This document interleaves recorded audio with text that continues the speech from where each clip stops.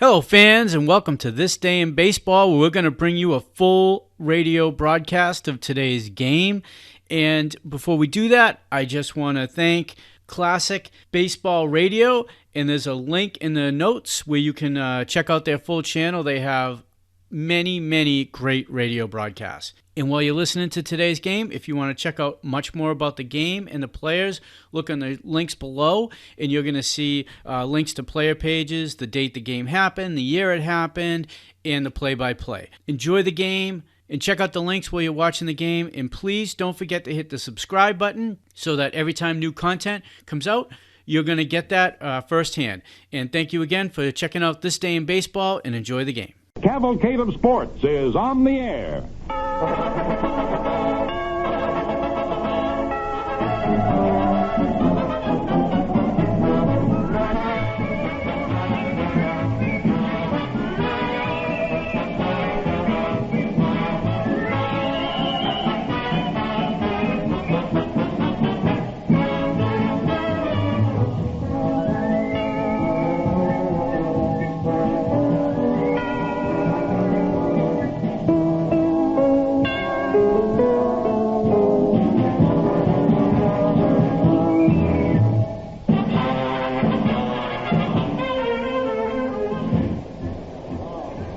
From Yankee Stadium in New York City, Gillette presents the third game of the World Series between the Milwaukee Braves and the New York Yankees. Hello again, fans. This is Earl Gillespie, welcoming you to this broadcast for the Gillette Safety Razor Company. Gillette is on the air all year round with sports events of national interest, such as the World's Invitational Match Game Bowling Championships, the Blue-Gray Football Game, the Rose Bowl Game, the Kentucky Derby, the All-Star Baseball Game, and the Friday Night Fights. This is Gillette's way of showing its appreciation for your support. This broadcast is authorized under broadcasting rights granted by the Commissioner of Baseball solely for the entertainment of our listening audience. And any publication, rebroadcast, or other use of the descriptions and accounts of this game without the express consent of the Commissioner is prohibited. And by the way, Commissioner Fort Frick was considering attending today's game until his physician ruled against it. But he is resting comfortably following the appendectomy he underwent a week ago Tuesday. Charles Seeger, Secretary-Treasurer of Baseball, will continue his pinch-hitting assignment for the Commissioner along with Frank Slocum. The scene of action this afternoon, historic Yankee Stadium, overlooking the Harlem River in the borough of the Bronx. Many of baseball's all-time greats have performed here in this gigantic triple-deck ballpark, and it's fondly called the house that Ruth built, in reference to the immortal Bambino, George Herman Babe Ruth. So this is the setting for the third game of the 1958 World Series. And the New York Yankees, according to some people, have their backs against the wall as the Milwaukee Braves came on strong to win the first two games back at Milwaukee County Stadium by scores of 4-3 in 10 innings, and the second ball game 13-5. It was Warren Spahn in the opener. It was Lou Burdette in the second ball game. And this afternoon, it's going to be Don Larson for the Yankees, Bob Rush for the Braves. So this is the big game of the series.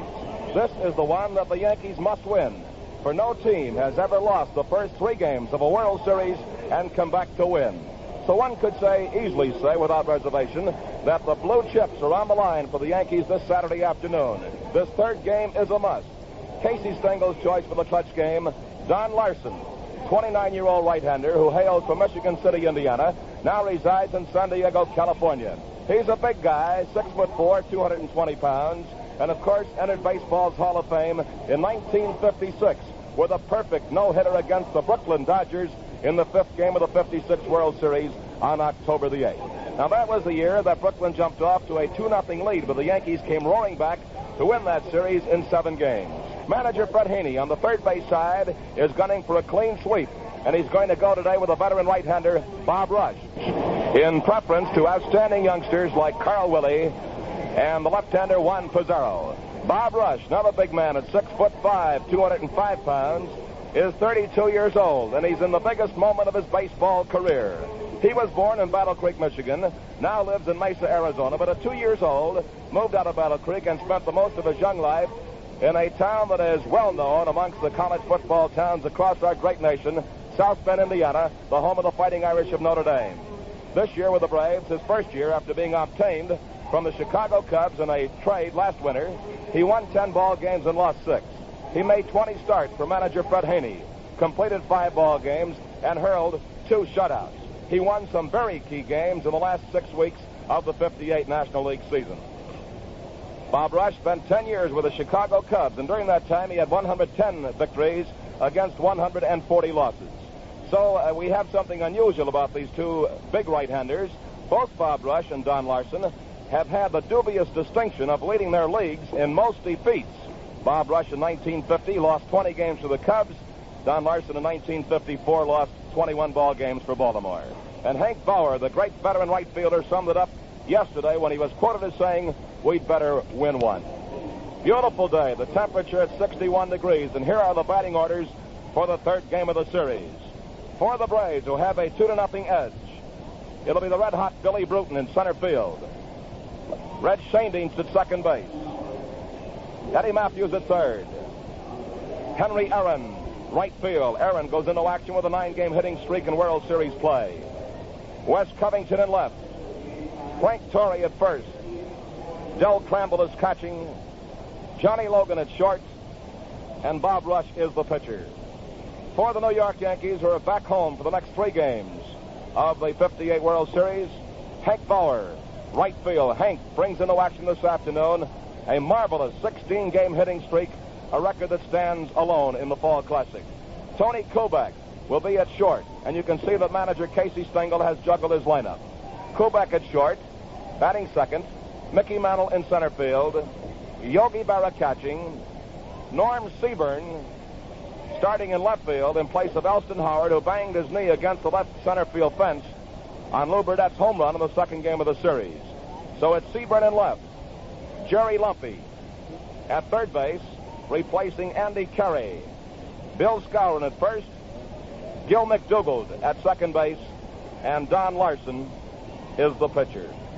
As I mentioned, it's a very, very beautiful day here in New York. The weatherman yesterday gave us quite a scare, as he had predicted showers last night and throughout this morning. However, when we awakened about 7 o'clock this morning, the sun was shining very brightly, and it has continued shining. The temperature is at 64 degrees, humidity at 50%. The wind is blowing across the outfield from left to right, but inside this triple-deck stadium, the wind doesn't seem to have too much effect on a long fly ball. It is blowing at 10 to 15 miles an hour. The umpires this afternoon, Tom Gorman of the National League will be calling the balls and strikes. John Flaherty of the American League at first base. Al Barlick of the National League at second base. And Charlie Berry of the American League at third base. Bill Jakowski of the National League will be down the third base line, and Frank Umont of the American League down the right field line. We have the 42nd Infantry Division Band out here under the direction of Patrick J. Austin. And we're going to have the flag-raising ceremonies here at Yankee Stadium. A Marine color guard will raise the flag, and the band will play as Miss Lucy Monroe sings our national anthem. And here is Miss Monroe. And from Yankee Stadium, ladies and gentlemen, our national anthem. Oh, say, can you see by the dawn's early light what so proudly beheld at the twilight's last gleaming, whose broad stripes and bright stars through the perilous fight o'er the ramparts we watched were so gallantly streaming, and the rockets the bombs beating in deep through the night, that our flag was still there. Oh, say, does that star-spangled banner yet wave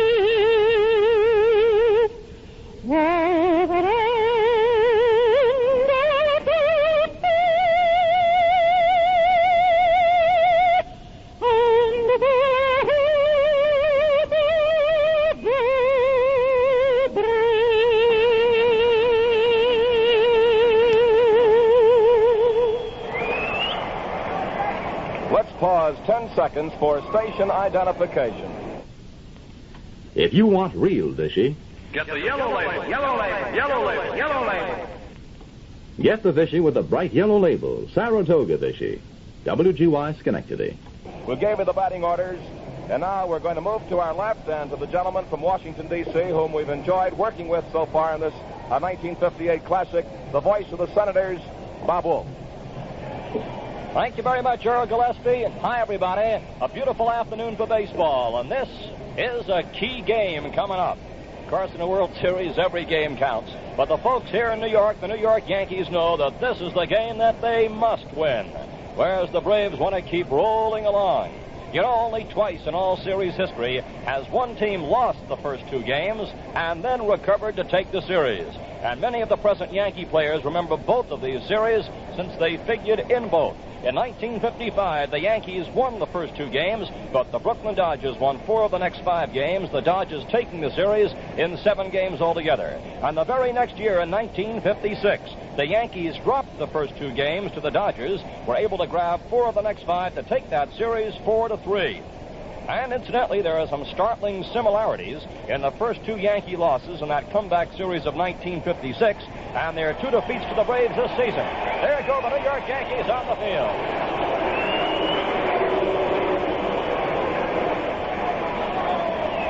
In that first game defeat of 1956, the starter and loser was Whitey Ford, the same starter who pitched in a losing cause in this 58 opener. And in the second game, the Dodgers scored 13 runs.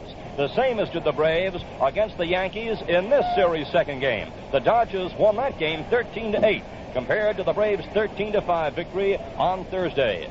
So that's the story as we get set to see what will happen in this third game. And leading off for the Milwaukee Braves will be Bill Brewton, who has already made headlines here in this series. Bill Brewton will lead off, and his batting average is .667. He is having a tremendous time here in this big classic. Incidentally, the highest average ever recorded for a full World Series was the .625 of Babe Ruth in the 4 games of 1928. The Babe had 10 hits and 16 trips, including 3 doubles and 3 homers. And the 3 homers came in 1 game. But Brewton goes in with a .667 average, 3 singles and a homer and 6 official trips. And the Braves as a team have been hitting extremely well. Their batting is .329, and the team record for a series is .316. So you can see that they're red hot in this series. Well, we're all set to go. The Yankees whip the ball around the infield now, and here is Bill Brewton stepping in, the center fielder for the Milwaukee Braves. For the Yankees defensively, Larsen and Bauer, the battery. Lumpy's at third, Kubek at short, McDougal at second, Skowron at first, Seaburns in left, Mantle center, and Bauer in right. It's a beautiful day. There's no hint of a breeze at the moment. Sun is shining down as Larson starts to wind up, and here's the first pitch. It's a strike call on the inside corner. A fastball. It came in letter high to Brewton for strike 1. On deck is Shane Deans, followed by Matthews, and this game is underway. Little breeze, just a very slight breeze, stirs toward right. Here's the windup, the next pitch, and a bunt. Along the first baseline, Berra fields it, throws for the out. Beautiful play by Yogi Berra. That ball rolled about 15 feet or so from home plate and about 3 or 4 feet inside the line, as Berra had to quickly rush out there and just barely snapped the throw off in time to get Brewton for the bunt out to start out the ball game. Here now is Red Shane Deans, who is hitting .229, a switch hitter, batting left-handed, of course, against Darn Larson. 1 away in the top of the first. Here's the windup by Larson, and the pitch. It's a called strike. Eddie Matthews is on deck in the number 3 spot. Hank Aaron's batting cleanup. Here it comes, and there's a called strike on the inside corner for strike 2. So it's strike 2 to Red Shane Deans with 1 out on the top of the first. Larson out there on the mound, looks in to get the sign from Yogi Berra.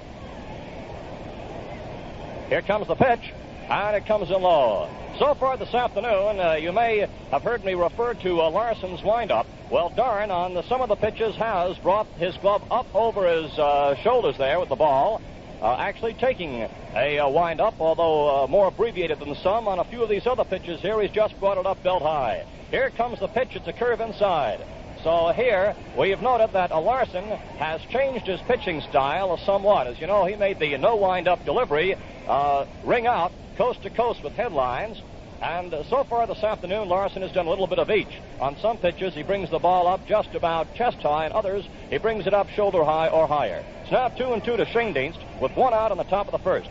Here's the windup over his head. Here comes the pitch, and there's a hard hit ball to the first baseman Scour, and he's up with it, runs to the bag for the out. So there are two away in the top of the first inning, and Eddie Matthews, who is hitting .250 in the series, comes up.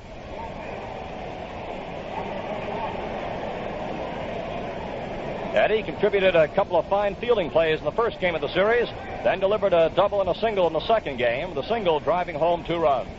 So Matthews is in there with 2 outs in the top of the first inning, and no score here in Yankee Stadium. Larson winds high. Here's the pitch, a change-up curve which is fouled outside of first over to John Fitzpatrick, the first base coach. Billy Herman coaching at third for the Milwaukee Braves. In this top of the first inning, Brewton bunted 1 out from catcher to first. Schoendienst then grounded out to the first baseman Skowron, and Eddie Matthews up there with 1 strike to count. Matthews, a left-handed batter, in and waiting. The outfield is pulled around toward right. It's a very good shot for a left-handed batter along that right field line here in New York. Here's the pitch by Larson, and it's a strike called in the outside corner, and it's now strike 2 to Matthews. Down the right field line to the foul pole, it's 296 feet. The wall breaks away very sharply there, but it's a low barrier, just about 4 feet high. And over to right center, where Hank Bauer is playing, it's 344 at the wall. Here's the pitch coming in wide. The count now is ball 1, strike 2. Bauer is playing just about on the edge of the cinder path, just a few feet away from that 344-foot sign, out there in right field. Breaking away even further, the Yankees bullpen, and then you go far back into deep right center, and of course the deep center, it's 461 feet. Here's the pitch, a swing and a miss. Matthews is out on a strikeout. So the side retired in the top of the first inning with no runs, no hits, no errors, and nobody left.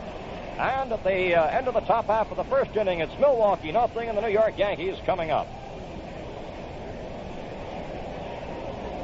The word here in New York, like in Milwaukee and all over the country, is that the Gillette one-piece TV razor is the biggest shaving bargain of the year. That figures. For just 79 cents, you get a Gillette TV razor, a dispenser of world-famous Gillette Blue Blades, and a modern styrene travel case. Crisp, refreshing shaves. Clean, really clean shaves that keep you looking your level best are guaranteed with the Gillette TV razor. It's so easy to use. You change blades with a twist of the handle. One rinse and it's clean. It's double-edged, too. That means you change blades half as often, so you save time and money. Don't miss out on this money-saving offer. The supply is limited, and Gillette TV razors are going fast. Get your Gillette TV razor, dispenser of Gillette Blue Blades, and practical travel case. Now just 79 cents.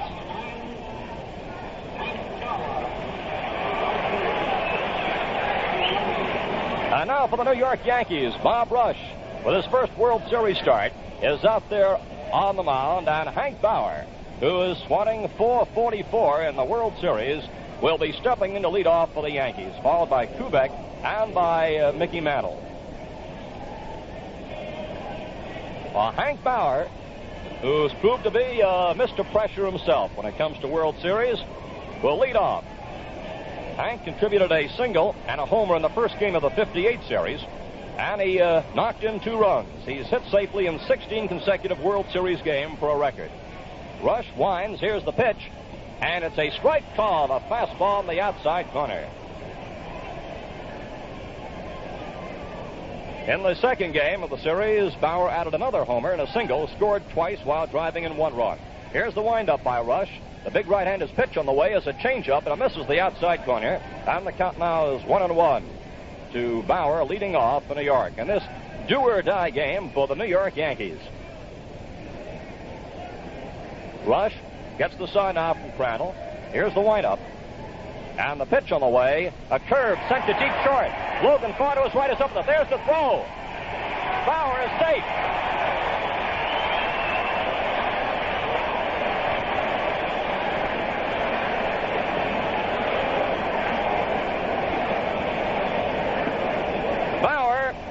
Swung on a curve, centered a deep short. Logan moved far to his right, came up with the ball, made a slightly off-balance throw, and Bauer beat it out on a close play, an infield hit.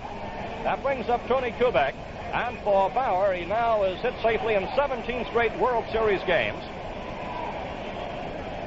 And he is led off with a hit in all 3 games.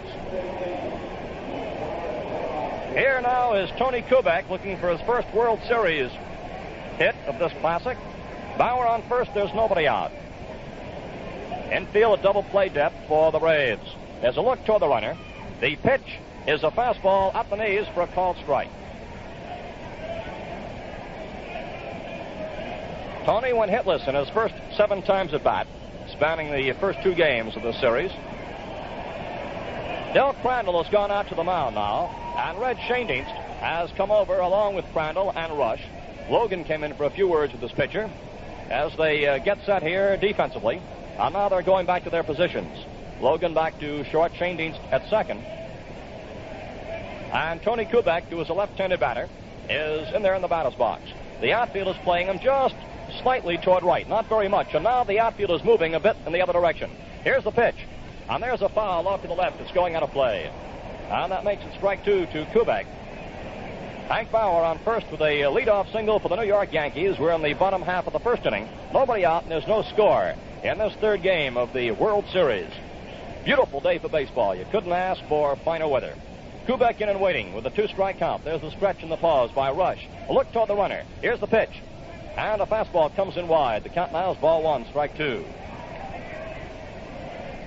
Big Bob Rush on the mound. He's 6'5", 200-pounder, 32 years old. All set to work. Stretch and the pause by Rush. The pitch to Kubek. There's a foul on the play. Bauer was moving, and Kubek fouled it off to the left. So that holds now at ball 1 and strike 2. Mickey Mantle is on deck. The outfield on the first few pitches to Kubek was playing him a little toward right, but now they have shifted, and in center, Brewton is just shaded slightly to left center. Rush turns and lobs one to first base to Torrey, but Bauer had not let off the bag.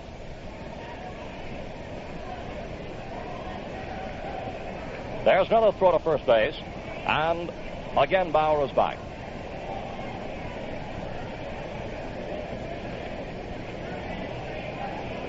Now Kubek outside the batter's box, steps back in, thumps the bat on home plate, looks out to the mound. There's the stretch and the pause for the right-hander. Here's the pitch, and it's a swing and a miss. A throw to first base, and the out at first. Bauer trying to get back is picked off.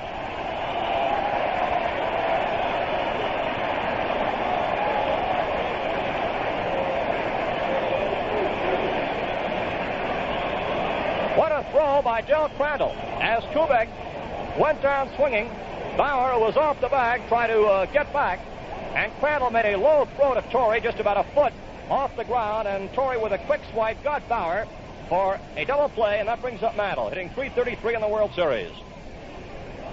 Ball 1. The Braves defense has just been superb in their alertness, and that's twice in the series that Bauer has been picked off base. Here's the pitch to Mantle, and it comes in low, and the count now is ball 2.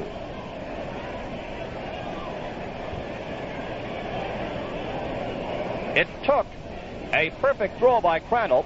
It came in low, and Torrey just swooped around and made the tag. John Flaherty called it at the base. Here's the next pitch to Mickey. A swing and a miss. Ball 2, strike 1. That's Milwaukee's 3rd double play of the series. The Yanks have not pulled one as yet.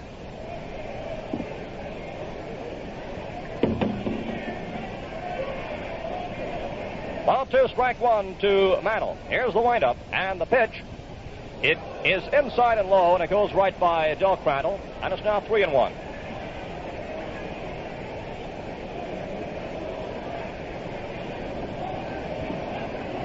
Oh, it's 3-1 to Mantle, batting left-handed against Rush. There are 2 outs in the bottom half of the first inning. Rush delivers, and it's a strike called in the outside corner. So it's 3-2. In this inning, Bauer led off with an infield hit. to shortstop. And then as Kubek went down on a strikeout, Bauer, who was off the bag, tried to get back to first, and Crandall picked him off. So there are 2 away. There's nobody on. On the count to Mantle is 3-2 as Mantle steps out of the batter's box. And now Mantle is back in. Mickey has 11 World Series homers, second only to Babe Ruth. Here's a 3-2 pitch. He's swinging a miss. Mantle out on a strikeout to retire the side. Totals in the bottom half of the first inning. No runs, 1 hit, no errors, and nobody left. And the score at the end of 1 inning. Milwaukee nothing, New York nothing. Hello there, everybody. I'm Mel Allen with a giant offer from Papermate that tops them all. Listen, how'd you like a genuine Papermate pen free? How'd you like a genuine Papermate refill free? Sound good? Well, that's exactly what you get. Free pen, free refill when you buy Papermate's famous two-tone pen at the regular $1.69 price. What a bargain. As it says right on the special Papermate display, you get a two-tone pen worth $1.69, plus an extra silver tip refill worth 49 cents, plus a retractable Schoolmate utility pen worth 39 cents. A $2.57 value, all 3 for only $1.69. How about that? A $2.57 value for only $1.69. Look for the special Papermate display at stores everywhere. Buy your two-tone pen at regular price, get an extra pen, an extra refill, free from Papermate. This sensational offer is limited, so hurry and get your free Papermate pen and free refill now.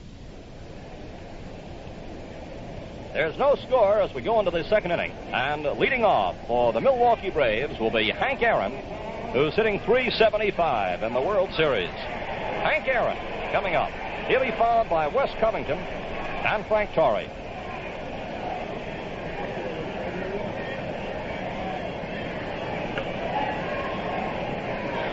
Aaron steps in, and like Hank Bauer, he too is a hitting streak going in World Series competition. He's hit safely in 9 straight series games. He bunts. There's a pop-up foul. Berra goes after it. So does Lumpy. Neither can get it. And it's over, rolling into the Milwaukee Braves dugout. So it's strike 1 to Hank Aaron. Be followed by Wes Covington. Both are .375 hitters in the World Series play this year. Don Larson on the mound. Big 6'4", 227-pounder. Both pitches are tall pitches. Larson looks in to get the sign now from Berra. The wind-up and the pitch. And there's a foul back to the screen, and the count now strike 2 to Aaron.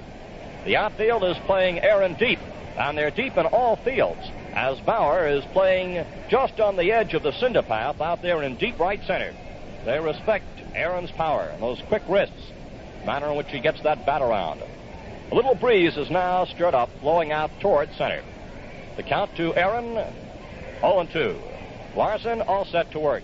Right-hander into the windup. Here comes the pitch, and there's a high hopper which is just foul outside of third as Lumpy goes over, takes it about 3 or 4 feet outside the bag, keeps the ball in play as he returns it to Larson at the mound. Duren steps back, he goes to the rosin bag.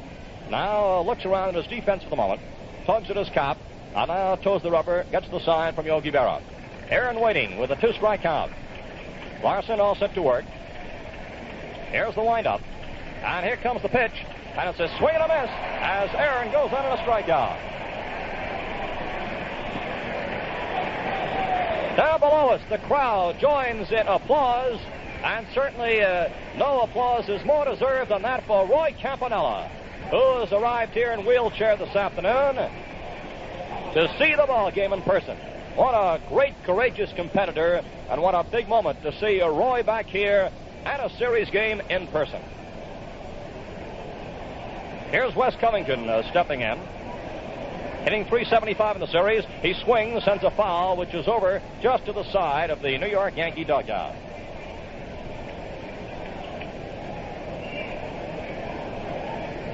Wes Covington at the plate. In the first game of the series, Wes made a great throw in the first inning. He cut down Yogi Berra trying to race from first to third in a single. In the second game, he cracked out 3 singles, scored 2 runs, and he knocked in 2 more. Husky left-handed batter. Stands with feet close together, crouches over the plate. Larson starts the windup. Here's the pitch.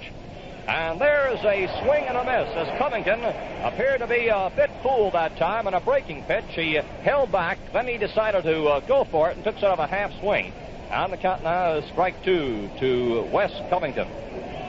There's one out. Aaron is out on a strikeout. Larson has 2 strikeouts so far.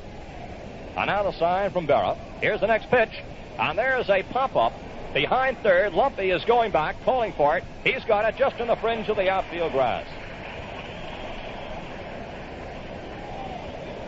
With 2 out, Frank Tory will be the next hitter for the Milwaukee Braves. Frank appeared as a pinch hitter in the 58 series opener, but Tory was a starter in the second game against Bob Curley, a right-hander.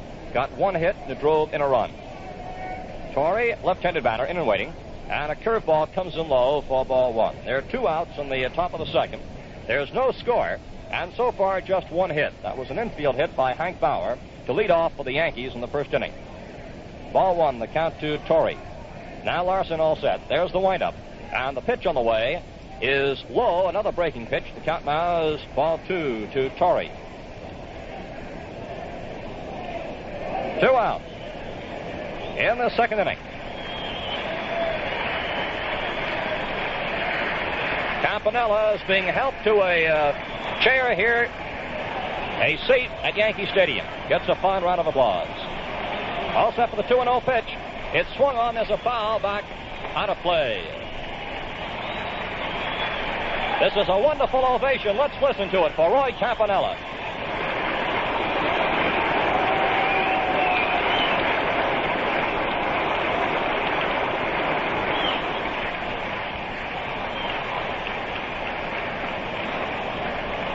That was a standing ovation.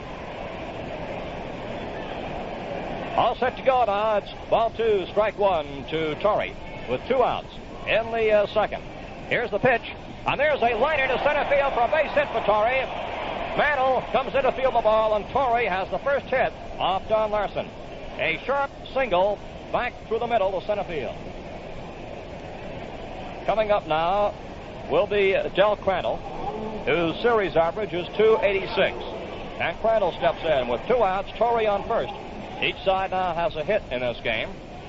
Besides doing a fine job receiving the pitches of Spawn and Burdette in the first 2 games, Crandall drove in a run in each of these 2 contests. So Del Crandall now steps in with Torrey on first and 2 away. Larson, stretch in the pause. Here comes the pitch. And there's a high foul which is going over toward the seats, and it will be out of play. Hits up on the second deck and then falls down below. It's the inevitable scramble for it. On strike 1 to Del Crandall. A little rosin now for Don Larson. The weatherman certainly has been good for the series this year. All set to work. Here comes the pitch, and it's inside, moving Crandall back slightly from the plate. The count now is 1-1. The outfield for Crandall is set up with Seaburn playing a fairly deep left center. Mantle has moved in just a bit in the center, but Bauer continues to play a deep right center field. Stretch in the pause by Larson. Here's the pitch, and it's inside for a ball. Crandall steps back out at the moment. Count now is ball 2 and strike 1 to Del Crandall, who's 28 years old. He's been a member of 5 National League All-Star teams. And had a fine season with a .272 average this past year. 2-1 the count. And now a lob throw to first base, and Tory, who had not strayed from the bag, is back standing there. Count remains ball 2, strike 1 to Del Crandall. Another look toward first. Here's the pitch, and there's a ball chopped foul off to the right. So that evens up the count now at 2-2 to Crandall. This is a must game for New York. No team which has lost the first 3 games of a World Series has ever bounced back to win the series in a 7-game series, that is.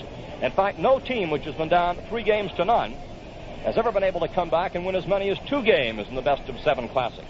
So if past statistics have any bearing, this certainly is a do-or-die game for New York. All set for the pitch, 2-2 the count. A swing and a miss. It was a curveball which broke away, and Crandall is out on a strikeout to retire the side. In this top of the second, no runs, 1 hit, no errors, and 1 man is left. And the score after the top half of the second, Milwaukee nothing, New York nothing. We've seen some great pitching in the series. You know, all of Lou Burdett's wins over New York have been 7 hitters, 4 in all.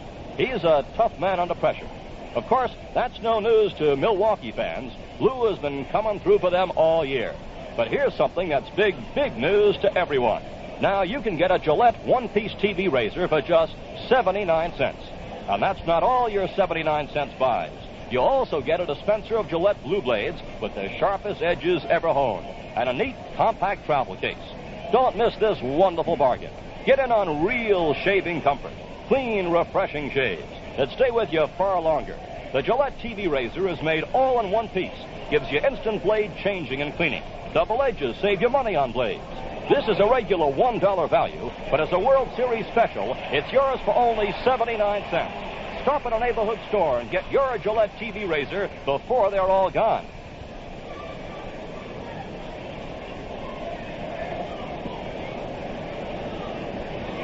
Yogi Berra comes up. Leading off in the bottom half of the second inning, there's no score in this third game of the World Series. Berra's hitting .250 in the Series Classic this year. A Husky left-handed batter, noted for his ability to hit pitches, whether they're inches away from the plate or not. And the Husky Yankee catcher and man of other positions as well now steps in to face right-hander Bob Rush. We're all set to go. Here's the windup now by Rush, and the first pitch to Berra is swung on. There's a pop-up along the left field line. Logan is going back, and he goes into foul territory to make the catch. Johnny Logan taking Yogi Berra's pop-up about 30 or 40 feet behind third and outside the line for out number 1. That brings up Norm Seaburn, a left-handed batter, hitting .333 in the World Series.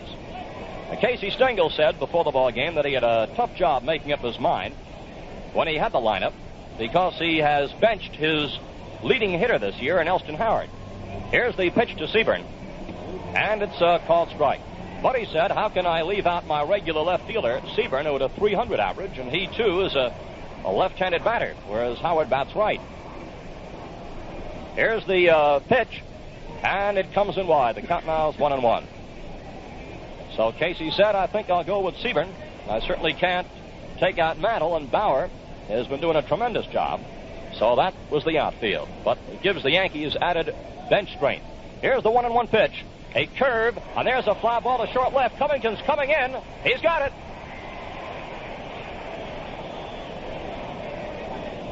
And there are 2 outs now in the bottom of the second, as Jerry Lumpy is the next hitter for the New York Yankees.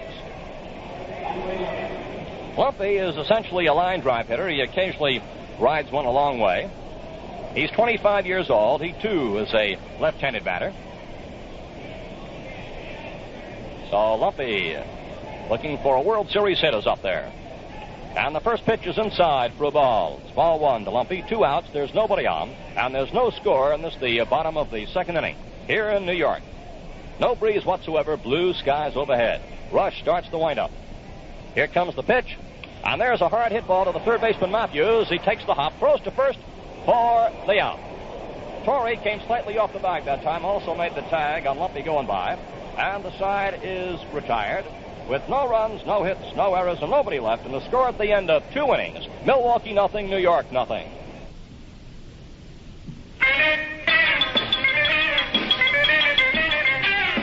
Hurry and get your Gillette TV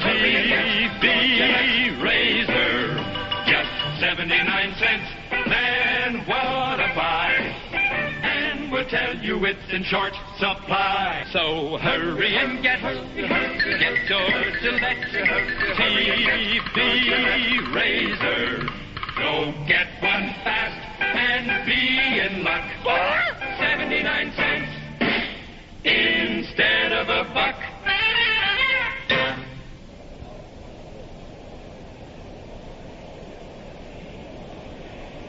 Here now is the third inning.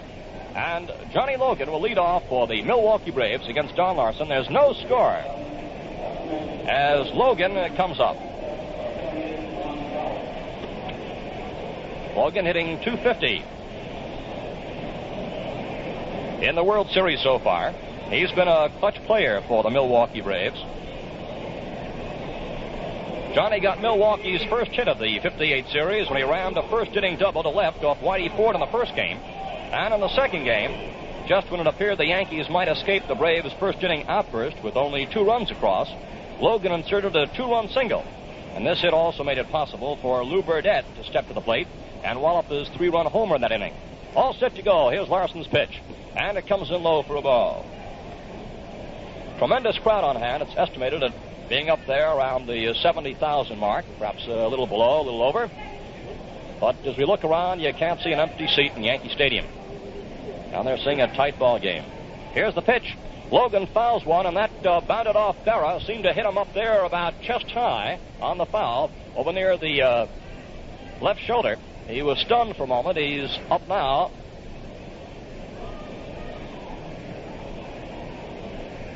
Yogi takes a lot of beating, but he always seems to come back for more. He's a great competitor. And Larson is stepped back off the mound with the count now 1-1 to Logan. The pitcher, Bob Rush, will be the number 9 man, and then the top of the batting order for the Braves. Now Berra's all set. Crouches, gives the sign. Larson ready to work. On the right-hander into the windup. Here comes the pitch. And there's a high pop-up along the left field line over toward the seats. Kubek is moving outside the line, and he has it.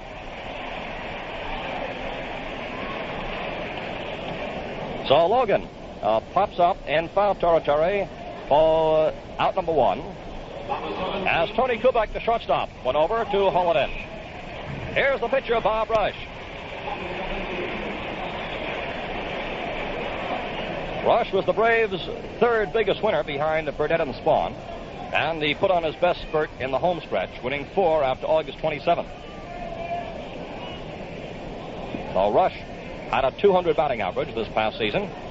He can swing that bat on occasion. Steps in there with 1 out, nobody on in the third inning. Larson delivers, and it's a curve wide for a ball. Ball 1 to Rush. On deck, Bill Brewton. Larson tugs the cop, now looks in to get the sign. Here's the windup. And the pitch on the way, a fastball on the outside corner for a called strike. Rush started to go for that one. Looked like he just moved in a bit and then held back. Looked to Tom Gorman for the sign that was called a strike. Count now is 1-1 to Rush. 1 out. There's nobody on and there's no score in the third inning. Here's the next pitch. And it's a swing and a miss. Larson kept that one in tight, a fastball, and Rush swung on it for strike 2.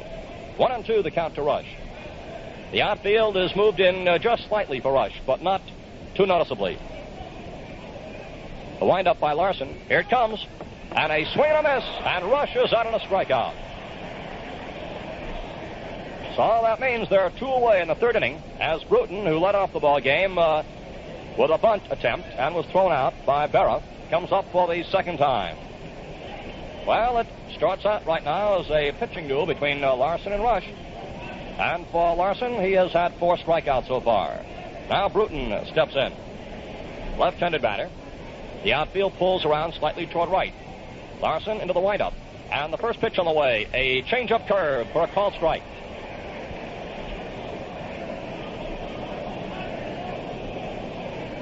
Well, Don began pitching with no windup back in 1956. But he returned to using the windup occasionally this season when he began having elbow trouble. He's been using it this afternoon. Here it comes. Another curve comes in low. On the count now is 1-1 to Brewton. 2 outs. So far in the ball game, Tory, with a single to center, has the only hit for the Milwaukee Braves. And the only hit for the Yankees so far has been Bauer's infield hit to deep short. Count is 1-1 to Brewton. Larson ready. Big right-hander goes into the windup. And the pitch to Brewton. A fastball which is swung on and missed. On the count now is ball 1, strike 2. Both these pitches have good stuff this afternoon. Larson flips the rosin bag off to the side. Now toes the rubber once again. The count is ball 1, strike 2. Brewton in and waiting. Holds the bat ready. Here's the pitch. It's a curveball which was high. On the count now is 2-2 to Brewton. 2-2. Here's the windup. Here comes the next one. And a curveball comes in low. Brewton just barely started to move for it, then held back. So far in the ball game, we've seen no walks issued by either pitcher. But the count now has gone to 3-2, and again, Larson has stepped back, goes to the rosin bag. Now toes the rubber, gets the sign from Bauer. Brewton in there waiting with the count 3-2. Here's the windup, and here comes the pitch. A fastball is low, and Brewton draws a walk. So that is the first walk in this third game. And the batter is Red Schoendienst, who grounded out in the first inning on a hard hit ball to the first baseman, Bill Skowron. Schoendienst, switch hitter, is in there. Batting left-handed against Larson, as is his style. He's choked up there on the bat. He crouches slightly at the plate with his knees. There's a look to the runner, and the pitch, a swing and a miss by Red, and it's strike one. Brewton, a fast man on first base. Count is strike one to Schoendienst. There are 2 outs in this third inning. So far in the ball game, nobody has been able to get to second base as yet. There's a lob throw to first, and Brewton is back to the bag. It's been a pitcher's battle all the way. Larson with the stretch and the pause, and another throw to first base, and again Brewton is back. You may recall when we broadcast from Milwaukee the constant chant when Brewton was on, "Go, go, go." He again edges off the base. He's going as Schoendienst fouls one off to the side. He got a good break that time, and Red, swinging away on the pitch, fouled one off to the side. And now Brewton is moving back. So the count now is 0-2 to Schoendienst. Red steps out. And Larson, with his back now to home plate, surveys the defensive alignment. Now decides a little more Larson may help the situation. Flips the bag off to the side, looks in to get the sign from Yogi Berra. Brewton again edges slightly off first. Skowron covering there at the bag for New York. Stretch in the pause, a look toward the runner. The pitch is fouled back behind home plate. That time Brewton just made a bluff. He just started his move, but quickly put on the brakes. So it's now strike 2, the count holds to Schoendienst, as Larson with a new ball is back off the mound. 12 off, rubbing up the ball. Couldn't ask for finer weather, and certainly an enthusiastic crowd is on hand, a large crowd, capacity crowd, to witness this third and most important ball game here. The first in New York's Yankee Stadium in the series. Now we're all set to go as Larson looks in to get the sign from Bauer. The stretch in the pause, a look toward Brewton at first. There goes Brewton. There's the pitch, and there's a ground ball right to the spot, vacated by Kubek. Brewton is on the way to third. Schoendienst with a perfect execution of the hit and run. Put one right through the spot that Kubek left. As Kubek went over to cover second, as Brewton made a dash for the bag. You couldn't ask for a finer execution offensively than we have just witnessed, demonstrated. Brewton running, and Schoendienst put one right through shortstop as Kubek went over to cover. So the Milwaukee Braves now, with 2 outs, have Brewton on third and Schoendienst on first. And the batter is the dangerous Eddie Matthews, who struck out in the first inning.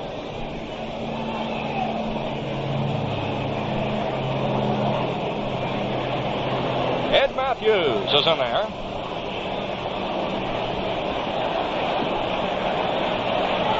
All set to go. Here's the pitch. And there's a high foul which is going over toward the seats. And it ends up in the seats. So it's strike 1 to Eddie Matthews.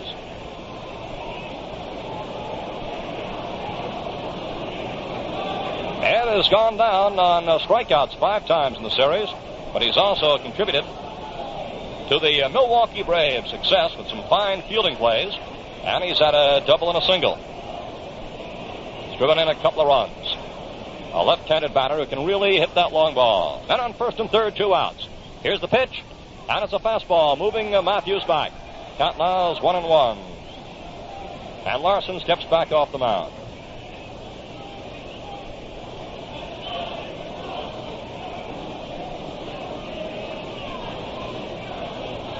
Now we're set. There's a look in to get the sign. On third base, Brewton. On first, Schoendienst. Here's the pitch. And there's another high foul, which is going back out of play. Berra started to give chase. Gave up as the ball landed back on the screen. And it's now ball 1, strike 2 to Matthews.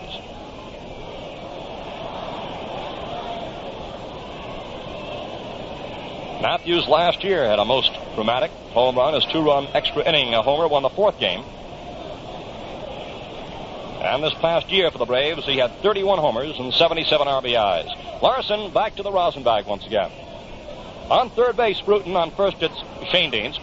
And there are 2 outs as the Braves have the first big scoring opportunity here in the 3rd. All set to go now. The count is ball 1, strike 2. Matthews waits. Here's the pitch. And it's a swing and a miss. Matthews on and a strikeout. That retires the side in this 3rd. Total showing no runs, 1 hit, no errors, and 2 are left. And the score after the top half of the 3rd inning, Milwaukee nothing, the New York Yankees nothing. Ever notice how carefully the Braves pitch to Yogi Berra? He's a rough man at the plate. Has been for years. You know, every time Berra starts, he sets a new World Series record for games played.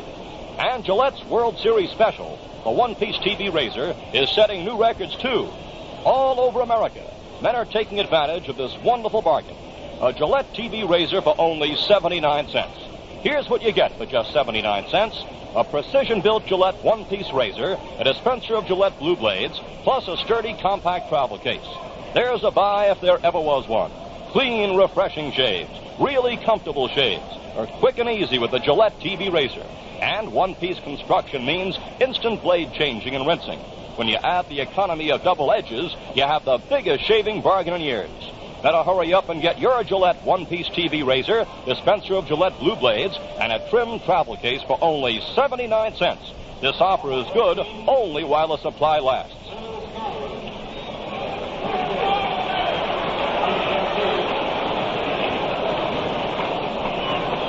There's no score. This is the bottom of the 3rd, and it's Del Skowron hitting .250 in the series, leading off against Rush. Husky right-handed batter, in and waiting. Here's the first pitch, and it's a bunt. Rush comes over to field it, up with the ball, throws to first, fully out. Skowron is out. The bunt was to the right side. It was about 10 feet inside the line, and Rush seemed to hesitate for just a brief instant as he broke off the rubber to field the ball. But he came up with it nicely. His throw was low. Tory took it about a foot off the ground at first, but Skowron is out, and there's one away.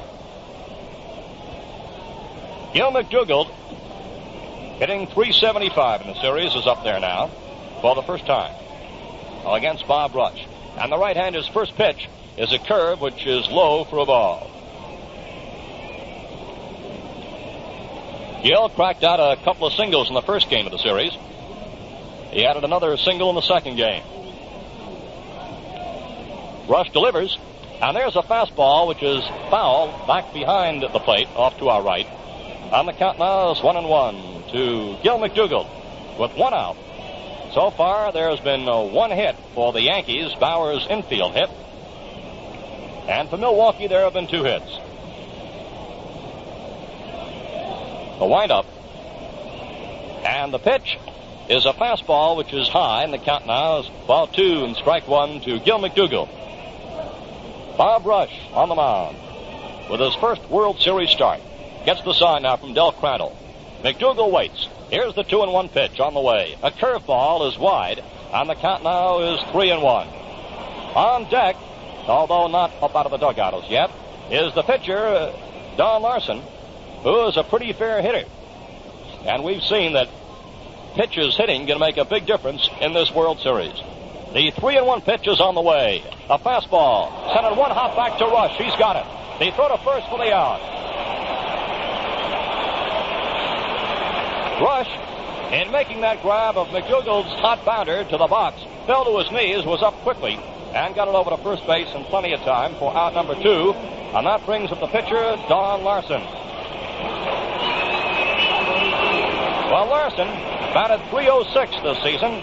He had 15 for 49 with 4 homers and 13 RBIs. He has been used as a pinch hitter. As a matter of fact, he established the Major League record for pitches by hitting safely 7 straight times with the St. Louis Browns back in 1953. So Larson steps in. He's got power to all fields. 2 outs. We're in the bottom half of the 3rd. Here comes the pitch. And a fastball comes in wide for ball 1. There's no score. nobody on base, and 2 away for the New York Yankees. Rush, who throws that good fastball on the mound, dips low in the windup. Up goes the arm. The pitch on the way, a curve. And there's a slow hopper halfway back to the mound. Rush fields it, throws to first for the out. Larson topped that one, and Rush in this third has the Yankees down in order. The score at the end of 3 innings, Milwaukee nothing, New York nothing. Hey, don't tell everybody. Tell you why, 'cause Gillette only has a limited supply of Gillette TV razors. Dig this price, just 79 cents, so take this advice. Shh. And hurry, hurry, hurry, get one fast, your Gillette TV razor while they last. Let's pause 30 seconds for station identification. When you shop for a mixer, remember, Saratoga Vichy is the real Vichy. The Saratoga Vichy Company does not make Vichy, they bottle it right from the pure waters of the Vichy spring. Get the yellow label, yellow label, yellow label, yellow label. Saratoga Vichy, the real Vichy. WGY Schenectady. Folks, prepare for the dangerous winter driving ahead. Buy safe Goodyear Suburbanite winter tires with a lifetime guarantee from Albert E. Oliver Incorporated, Albany, New York.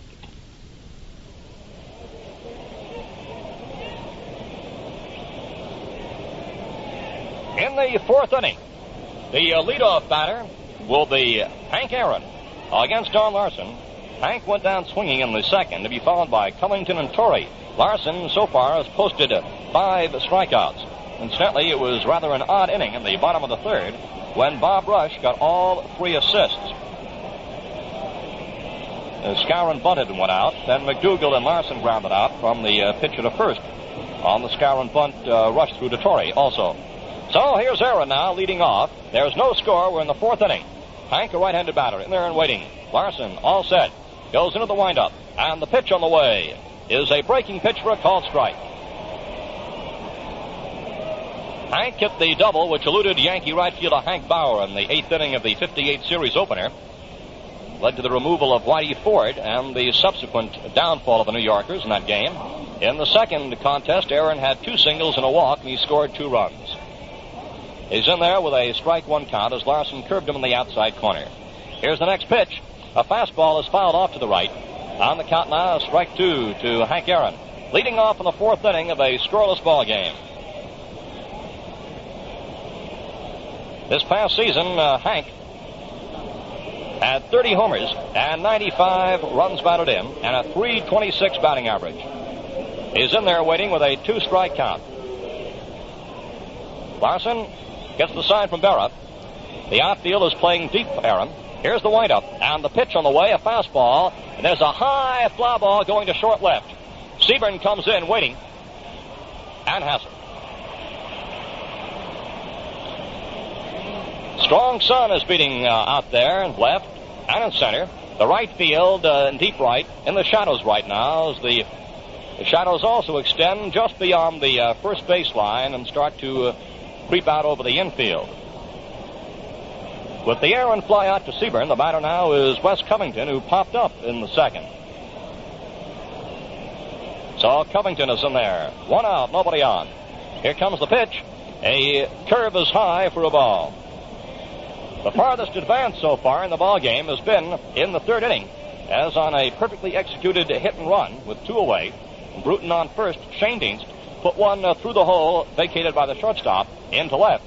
And Brewton moved to 3rd. However, Larson tightened then, got Matthews in a strikeout to retire the side, and so the Braves had 2 stranded.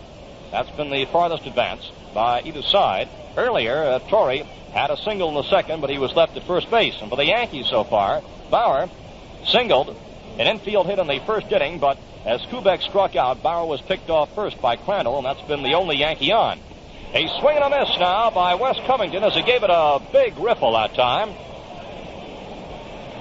And the count is 1-1. Covington steps outside the batter's box.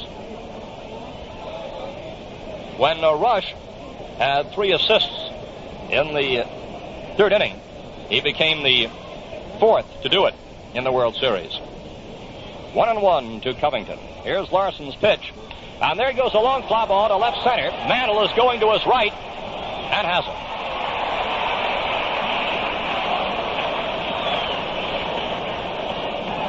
That was a well-stroked ball by Covington, but Mantle, who was playing fairly deep, moved to his right to haul it in. And there are two away in the fourth. Torrey, who was one of the two brave hits off Larson, is the next man up for Milwaukee. A left-handed batter. The outfield is pulled slightly around toward right. And so far, pitchers have dominated this third game. Larson and Rush both pitching superb ball up to this point. Tory steps in. Here's the windup. And the pitch, a curve which is fouled back. And it's strike one. Both of these men were going very well toward the latter part of the year. Larson pitched 11 straight shutout innings in 2 appearances toward the close of the season as a tune-up for the series. And Rush also finished strong coming down the home stretch for the Milwaukee Braves. So they both come in at the peak of their condition. Here's the pitch to Tory. And there goes a looping drive to short center. It's in there for a hit. Tory lifted a curveball into short center. And Mantle came in, elected to play it on the hop. And Tory now has his second hit. Both have been to center. The hit back in the second was a sharp liner. This one was sort of a looped ball going out. But both were in there for 2 of the 3 Milwaukee hits. Tory has 2, and Changings has the other. In the series, Tory is 3 for 8 now. And the batter is Del Crandall, who struck out in the second. 2 outs, Tory on first. Crandall steps in. Larson throws over to Skowron, but Tory is not moved off the bag. Now Dell waiting. Swings right from the end of the bat. There's the stretch and the pause by Larson. Here's the pitch, and it comes in high for a ball. Ball 1 to Crandall.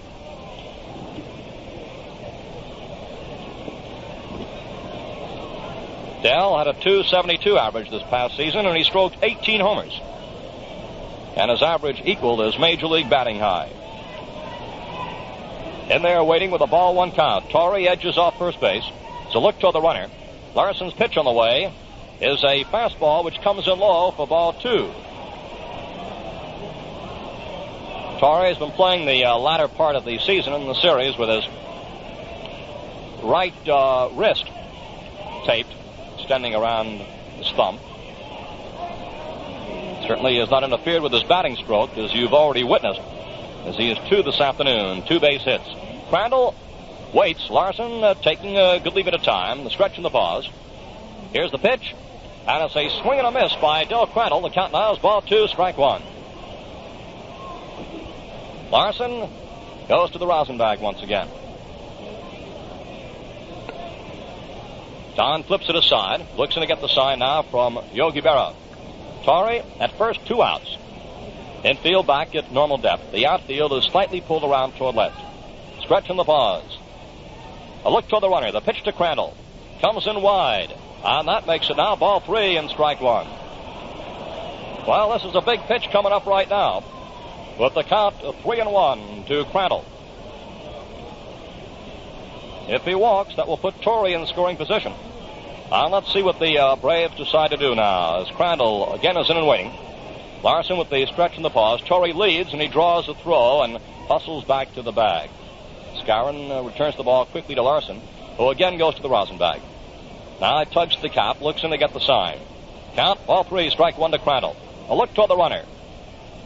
There is the pitch on a liner, which is foul. Crandall lashed one, which was fouled outside the left field line. Foul by about 25 feet or so. So that makes it 3-2. I was noting as the pitch came in that Tory made a fake break toward second base, but then he quickly stopped. Out of the side of his eye, though, so that Yogi Berra appeared to be noticing just slightly. 3-2. Tory will be moving on the next pitch. There he goes. Here comes the pitch, and it's a strike ball. A curveball, and Crandall is out on a strikeout to retire the side. So in the fourth, no runs, 1 hit, no errors, and 1 man is left. And the score after the top half of the fourth inning remains Milwaukee nothing, New York nothing. You know, among the many series stars, you surely can't overlook Billy Brewton. Billy's hitting sure has added a lot of Bruters to the Brewton fan club. And here's news that's making plenty of new fans for Gillette. Now you can get a Gillette one-piece TV razor for just 79 cents. Here's the shaving value of the year. 79 cents buys a modern Gillette TV razor, a dispenser of Gillette Blue Blades, and a good-looking travel case. No wonder it's such a big hit. The Gillette TV razor is precision engineered in one piece.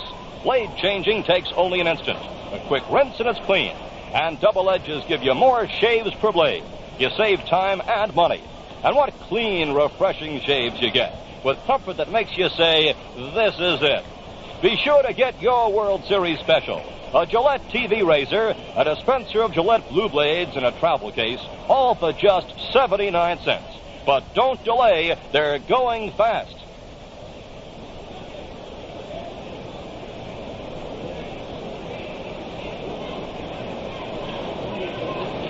It's been a magnificent pitching duel, which we're witnessing, Rush and Larson. And so far, Seaburn's fly to left in the second inning has been the only ball hit to the outfield by the Yankees. Hank Bauer, who is New York's only hit, leads off in this bottom half of the fourth. Bauer had an infield hit. He beat out Logan's throw from deep in the hole at short to Tory at first. So Hank Bauer is in there. And the windup by Rush. Here comes the pitch. A fastball is popped up, foul outside of first. Tory goes outside the line, and he's got it. There's one out, and the batter is Tony Kubek, who whiffed in the first inning. The way that these pitches out there are mowing down, the batter's coming up. It looks as if a break or just a couple of hits back-to-back could be a deciding factor. Here's Kubek now. And he attempts a butt and misses for strike one. Strike one to Tony Kubek. On deck is Mickey Mantle. Of course, whenever Mantle is on deck, the crowd keeps a couple of eyes focused over there on him because he always has the strength to break up any ball game. Kubek in there waiting. Here's the pitch, a curve, and there's a liner right to Johnny Logan for out number two. Kubek lining out to Logan. Johnny started a break towards second. That ball curved right in toward his glove as he was moving. Here's Mantle, who struck out in the first inning. Comes up now with two away, nobody on. In the bottom half of inning number 4. No score in this third game of the World Series. And this is a game that the Yankees need if they want to stay back in contention. The Braves just want to keep rolling along. The first pitch to Mantle is a fastball, which is wide. The count now is ball one. Hank Aaron is playing just a few feet from that low barrier out there in right. Ball one to Mantle. The windup by Rush. Tall right-hander's pitch is a fastball, which moves Mantle back from the plate, and the count now is ball two. Mantle has certainly hit some mammoth homers here in this ballpark, as well as other ballparks throughout the league. 2-0 the count. The windup by Rush. On the next pitch on the way, another fastball which is fouled in and out of Crandall's mitt. And it's now ball two, strike one.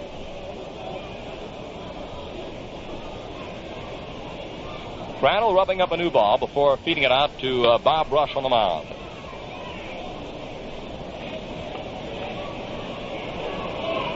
For tomorrow, incidentally, will be Whitey Ford against Warren Spahn. So we should see a continuation of this excellent pitching. Ball two, strike one to Mantle. Rush all set. Right-handed dips low in the windup. Brings the arm up high above his head. Delivers a fastball, which is a called strike on the outside corner. And the count now is 2-2. It came in about letter high in the outside corner. Count now is 2-2 to Mantle. Two away. Rush decides to go to the rosin bag for the moment. Now steps back up, toes the rubber. Looks in toward the plate. Mantle keeps that bat all set, ready and waiting. Here's the 2-2 pitch. And it's inside, and the count now is 3-2. Rush changed speeds that time. Count is 3-2. Ken Rush steps back, rubs up the ball. Outfield is deep. Count to Mantle, 3-2. We're all set to go. Here's the windup. And the 3-2 pitch on the way is low, and Mantle draws a walk.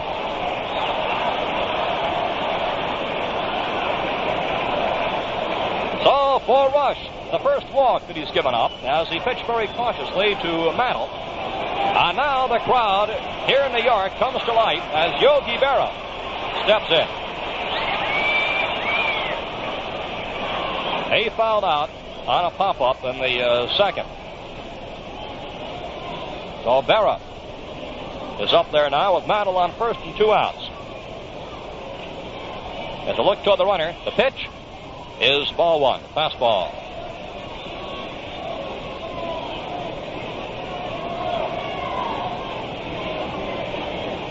Berra is 0 for 1. He needs only one more hit to equal the record of 58 hits made by Frankie Frisch.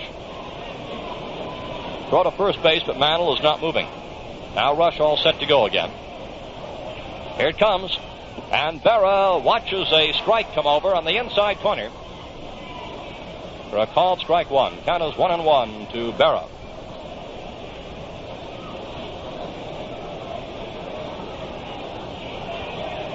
Another throw to first base, but Mantle is standing right there at the bag. This past year, Yogi hit .266 with 22 homers and 90 RBIs. Another throw to first base, and Mantle still has not strayed off the bag. But Rush has taken no chances. He's keeping Mantle close. And now Berra steps out of the batter's box.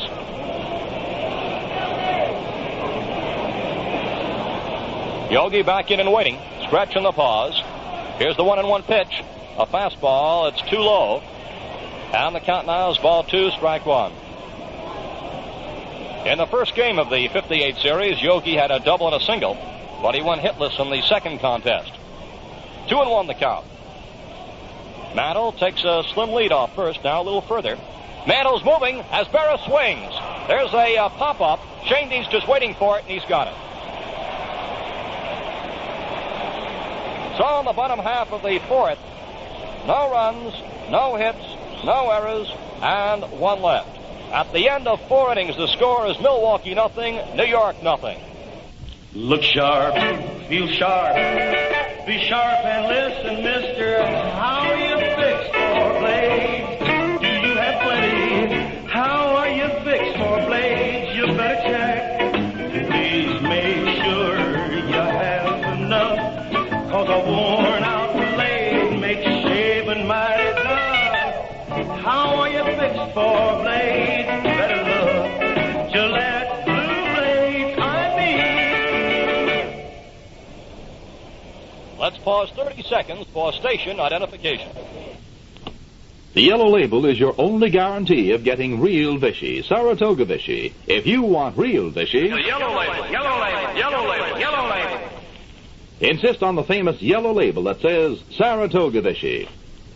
Garage doors for residential, commercial, industrial use. Manual or remote control. Literature on request. Free estimates. Contact Murphy Overhead Doors, 1148 Central Avenue, Albany. WGY WGFM Schenectady.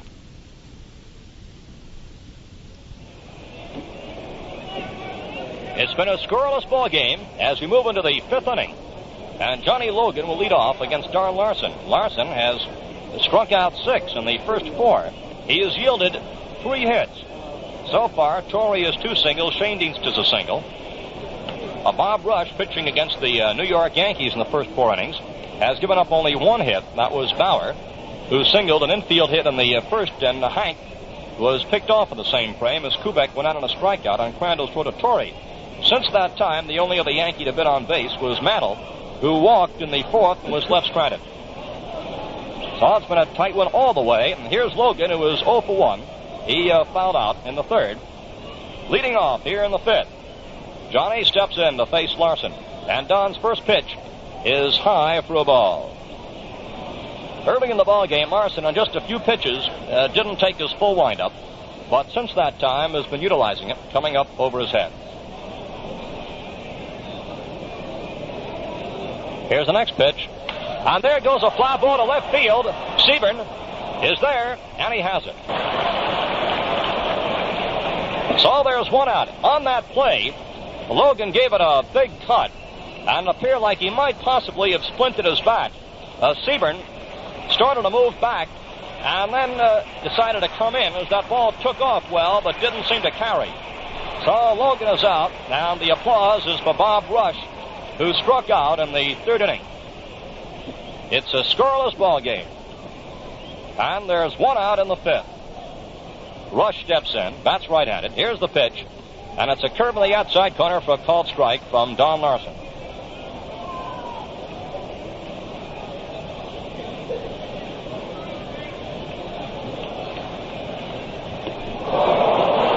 And there is strike two.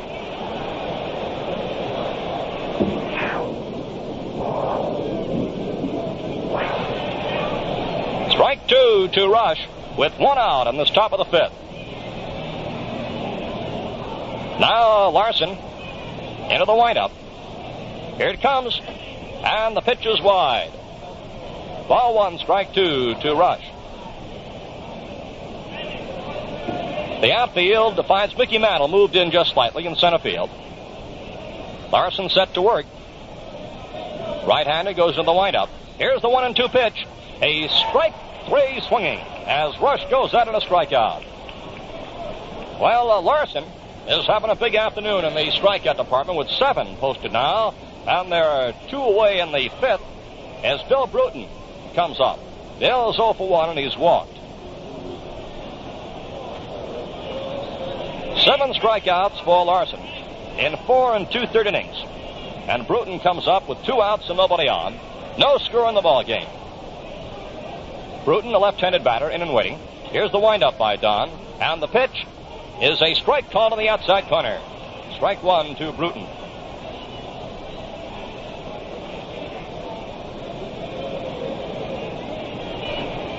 So far, the high strikeouts in the series, 8 by Whitey Ford. Here's the next pitch to Brewton, and it comes in wide, and the count now is 1-1. Larson back off the mound. Goes to the rosin bag. Don has the fine assortment of pitches, that good fastball, fine slider, curve. He starts the windup. Here's the 1-1 pitch, a changeup, which is popped up foul. Lumpy outside the line at third, waiting. He's got it right by the coach's box to retire the side. So in the fifth, they're 3 up and 3 down. And the score after the top half of the fifth inning is Milwaukee nothing, the Yankees nothing. And now, here at the microphone, here's a young fellow who has won a national reputation with his fine air work. The voice of the Milwaukee Braves, Earl Gillespie. Well, thank you very much, Bob Wolf. And quite a ball game here, the third game of the series, as the Milwaukee Braves lead in the series. 2 victories to the Yankees, none. And the Yankees coming to bat in the last half of the fifth inning in a scoreless pitcher's duel between Bob Rush and Don Larson. Norm Sebern, who flied the left field his first time at bat, takes strike one right down the alley across the knees. Sebern flied to Covington in the second. As Bob Rush has faced only 13 men in the first 4 innings, no Yankee has reached second base. Outfield is about straight away for the left-handed batting Norm Sebern, who takes a ball. The fastball is outside. Ball 1 and strike 1. Big Bob Rush, who now makes his home down in Mesa, Arizona, which happens to be the spring training headquarters of the Chicago Cubs. Starts it in the motion, kicks up his left leg, the right arm down. The pitch is swung on, miss, strike 2, and it's 1-2 on Sebern. On deck is third baseman Jerry Lumpy, and Lumpy will be followed by first baseman Bill Skowron. No score. The Braves have had 3 hits. 2 singles by first baseman Frank Tory, and a hit-and-run base hit by Red Schoendienst. The Yankees have had 1 hit, leadoff single in the infield by Hank Bauer. Ball 1 and strike 2 on Norm Sebern. The pitch is just too close. Ball 2 and strike 2. Just missed the inside corner. Braves outfield this afternoon has Covington in left, Billy Brewton in center field, and Henry Aaron in right field. Matthews at third, Logan at short, Schoendienst at second base, and Torrey at first base. Crandall behind the plate, and Bob Rush is on the mound. Ball 2 and a strike 2 count. The pitch, and Sebern takes high, and it's ball 3. Full count, 3-2. Bob Rush went the distance on Mickey Mantle in the last half of the fourth inning. On a 3-2 pitch, he walked Mickey, who became the second Yankee base runner. Here's the windup by Rush. 3-2 pitch, and it's ball 4. And for the second time in the ball game, the Yankees get their leadoff man on base. Bauer single to deep short in the first. Norm Seaborn draws the second walk off Bob Rush. Puts a Yankee runner on first base with nobody out. Brings up the third baseman, Jerry Lumpy. Lumpy was thrown out by Eddie Matthews in the second. And Frank Tory, going to the home plate side of first base, was forced to tag Lumpy as he went by at first. A left-handed batter, the outfield, playing a little bit towards left. He's going to bunt, takes a strike on the outside corner. And it's a strike one count. Jerry Lumpy, making his first start in the series, had appeared once as a pinch batter. He replaces Andy Carey, who was hitless in 6 times at bat. The pitch is cut on. There's a high fly ball, short center field. Logan is racing back. Brewton is coming in. Now watch out. Billy's calling for the ball. He makes the catch. Long run by the center fielder, Billy Brewton. And that was the same type play that ruined Billy Brewton in 1957 at Pittsburgh's Forbes Field when he crashed into Felix Mantilla on a high fly ball, short center field that knocked Brewton out of the 57 Fall Classic. This time, Logan veered away as Billy kept charging in and calling for the ball. So that's one out. Seaborn on first base, and here is first baseman Skowron. Big Bill Skowron, who tried to bunt for a base hit, was thrown out by Rush in the third. The infield is straight away. The outfield deep, shaded slightly towards left as Rush looks, delivers. Here's a swing and a ground ball to the second baseman's left. Stab by Shane Dinks. Over to first. He's out on a great play by the redhead.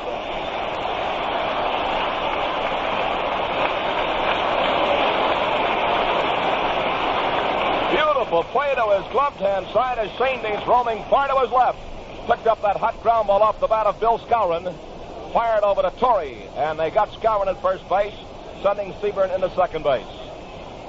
So the Yankees have their first base runner on second in the ball game. And we have a young southpaw, Juan Pizarro, loosening up in the left center field bullpen for manager Fred Haney. Juan Pizarro, the first New York Yankee to reach second base. Norm Seaborn, 2 outs. The batter is second baseman Gil McDougald, a clutch ball player. Gil was thrown out by Bob Rush and made a fine stab of Gil's hard shot to his left in the third inning, so he's 0 for 1. Takes ball 1, it's low and outside. Ball 1 and no strikes. No score in the last half of the 5th inning. A real solid pitcher's duel between Bob Rush and Don Larson. Right-handed batter, they're going to walk.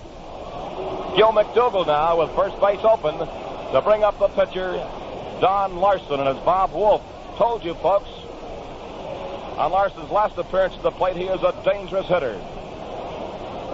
But the Braves going for percentage now, setting up a forced play at any bag in the infield. And there's ball 4 to Gil McDougald. An intentional walk.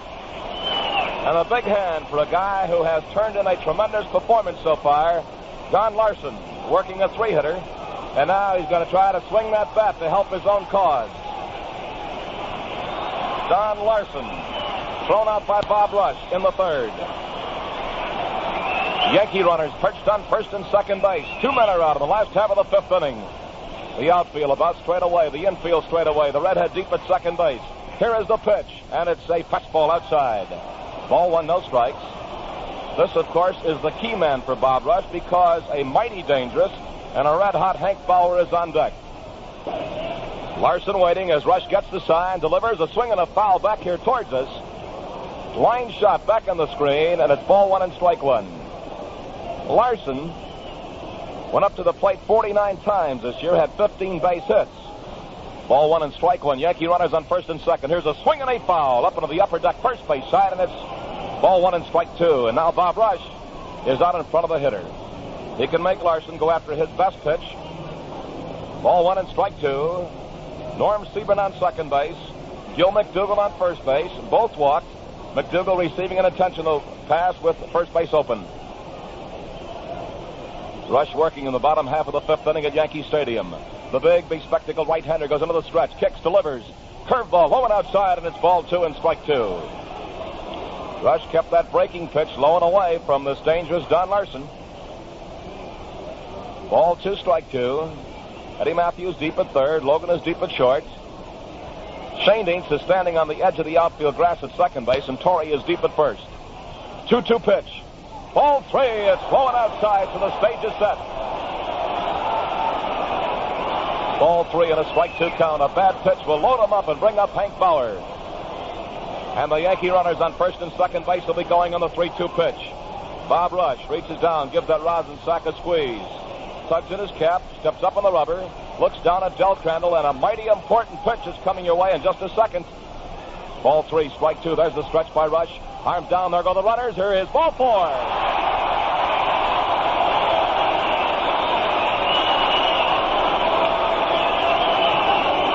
And the Yankees have loaded the bases in the last half of the 5th inning. And we move up to the top of the batting order. One of the great clutch ball players in the history of this World Series Classic, Hank Bauer, who has hit safely in 17 consecutive World Series games. He beat out a hit to deep short in the first. Popped out to Tory on the first pitch in the 4th inning. Hank Bauer with a chance to put the Yankees out in front. And the left-hander Juan Pizarro starts throwing harder in the Braves bullpen. Braves outfield is shading Bauer towards the left. Bob Rush has his windup back, looks down at Del Crandall. He's in a hot spot. Into the motion. Here comes the first pitch, and Bauer takes ball 1. It's high. Ball 1 and no strikes. And the Yankee crowd here at Yankee Stadium comes alive as the Yankees threaten. No score. Bottom half of the 5th inning. Seaborn on third base. McDougal on second base. Don Larson on first base. Ball 1, no strike count. Bob Rush has the sign. Here's the pitch, and Hank Bauer takes a spike on the outside corner, knee high. It's ball 1 and strike 1. Ball 1, strike 1 count on Bauer. Hank steps out of the batter's box. This guy's been around a long time. He knows the pressure of a World Series as he is playing now in his 9th World Series. Ball 1, strike 1 count. Yankee followers probably couldn't have a better guy up there in this situation. Here's the pitch.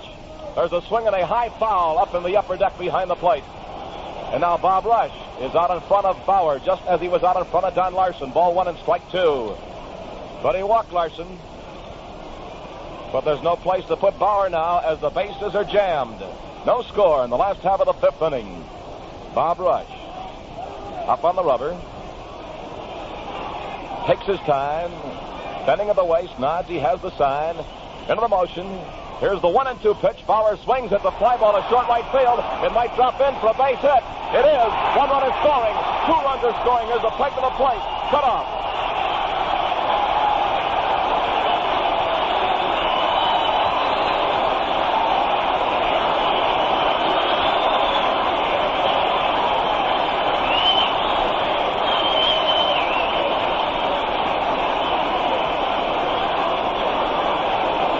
Great blue chip performance by Hank Bauer as he dropped the single to the right field with Yankee runners moving. 2 runs score. The Yankees lead 2-0. And that is only hit number 2 off Bob Rush. And the fellow who possesses both hits, the guy on first base, Hank Bauer. Don Larson moved around the third base. The throw from Aaron was cut by Frank Tory between first base and home plate. Now we go to the shortstop, Tony Kubek. Yankees leading 2-0 in the last half of the 5th. Kubek has struck out, line to short, swings at the drive to right center field. Brewton back there is waiting. He makes the catch, and that retires the side. 7 men batted in the last half of the 5th inning. 2-run score on just 1 hit, 3 walks, 1 intentional. No errors, and 2 Yankees were left on base. The score is New York 2 and Milwaukee 0. Gillette has been asked to bring you the following message as a public service. This is an important election year. We'll be electing all members of the House of Representatives, plus 32 senators, plus 34 governors, plus hundreds of other local officials. In the light of the great world and domestic problems, it's especially important that you and me and every citizen of voting age make certain that only the most capable men and women represent us. And remember this. The strongest reminder we can give the entire world that America is very much interested in preserving our free way of life is an overwhelming turnout of voters. So register, get all the facts, and vote for the people of your choice. Here are the 5-inning totals at Yankee Stadium, the third game of the 1958 World Series. New York, 2 runs, 2 hits, no errors, 3 left on base. Milwaukee, no runs, 3 hits, no errors, 4 left on base. The turning point probably in that last half of the fifth was when Bob Rush had Don Larson in the hole, ball 1 and strike 2, then tried to get him on an outside corner pitch, missed that corner 3 times, and Larson walked, loading the bases. Then Bauer hit a looping fly ball to short right field. Aaron racing in, tried to make a beautiful pickup of the ball, couldn't reach it though. It fell in as 2 runs crossed the plate, and Bauer drives in his 4th and 5th runs of the series. So we move on to the top half of the 6th inning. The Braves will send up Red Schoendienst, Eddie Matthews, and Henry Aaron to face right-hander Don Larson. Don Larson, who on the season won 9 ball games and lost 6. And this young fellow bears a lot of great importance out there to the New York Yankees.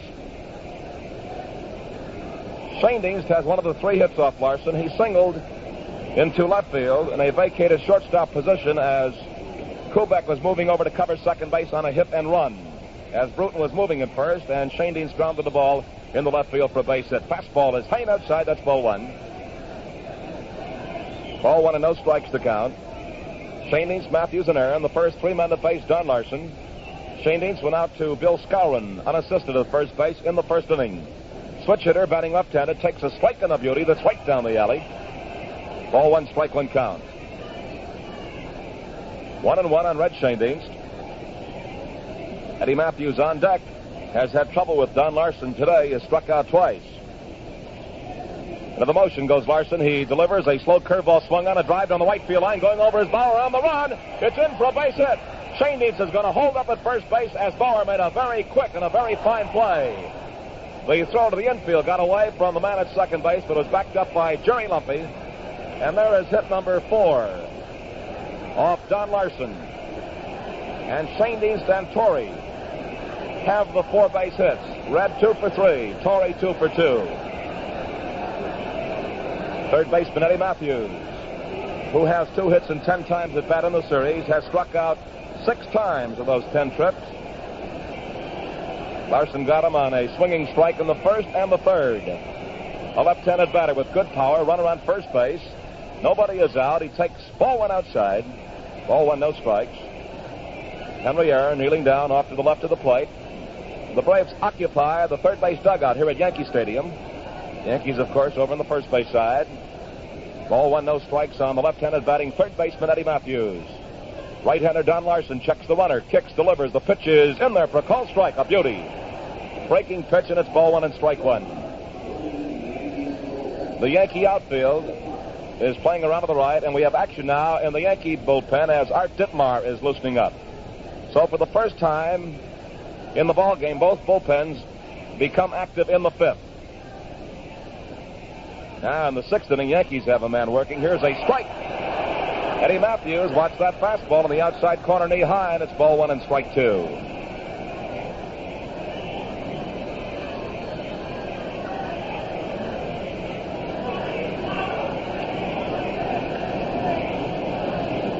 Ball 1, strike 2 count on Matthews.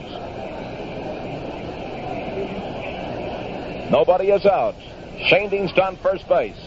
The pitch, a swing and a miss. He struck him out for the 3rd time in a row. And Matthews now has the dubious distinction of striking out 7 times in the 3 games to date.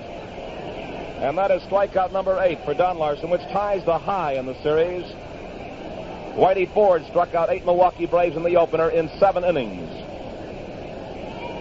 7 complete innings. 1 man is out. Brings up the right fielder, Henry Aaron, who struck out in the 2nd. Fly to Norm Seaburn in short left field in the 4th inning. Yankees lead 2-0.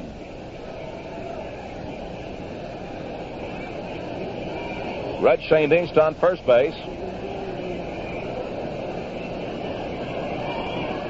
Aaron will be followed by Wes Covington.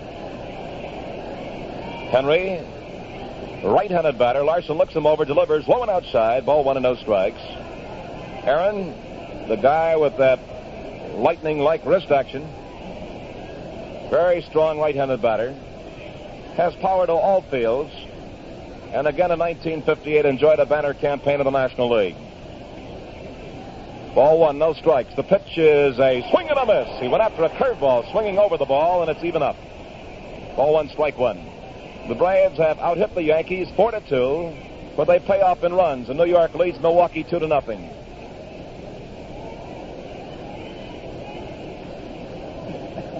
Ball one, strike one, count on Aaron. Aaron now has 3 hits and 10 times at bat in the series, batting an even .300. Larson checks the runner and delivers a swing and a miss on the same pitch. Ball one, strike two. 1-2 on Aaron. Henry, who hails from Mobile, Alabama. Last winter spent his winter months in the city of Milwaukee during the offseason. Didn't like the snow too much after being born and raised in Alabama. Runner on first base. One man is out. Don Larson stretches and turns, lobs the throw over to first baseman Bill Skowron. Larson sending up Shane Dienst with a soft toss to first base. Might wheel and fire now. Red starts edging off first. One man is out. Braves trail by 2 runs, 2-0. And here's a fastball that's poured outside, and it's ball 2 and strike 2. Ball 2 and a strike 2 count on Henry Aaron, the Braves right fielder. Billy Herman coaching at third base, and Johnny Fitzpatrick's over at first base. Ball 2, strike 2.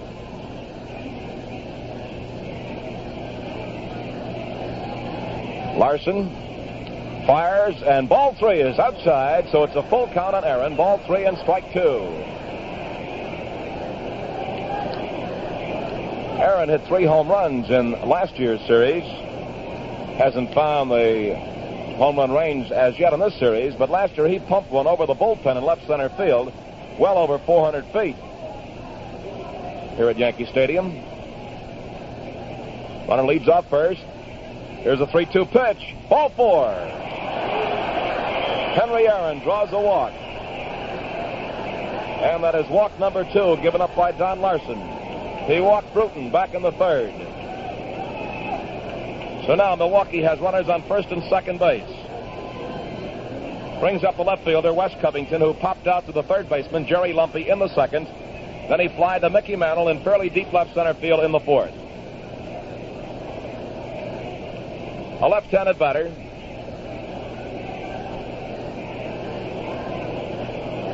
Who so far has driven in 3 runs in the series.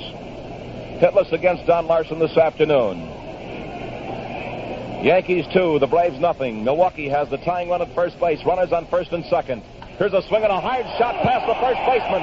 Bouncing against the railing. Here's Shaney's going to try to score. And the plate is being held up now. There are 2 Braves on third base. Henry Aaron's trying to go back into second. Shane Dienst is being run down between third. The ball gets away. Picked up by Don Larson. Chasing Shane Dienst back to third base. And he is tagged out.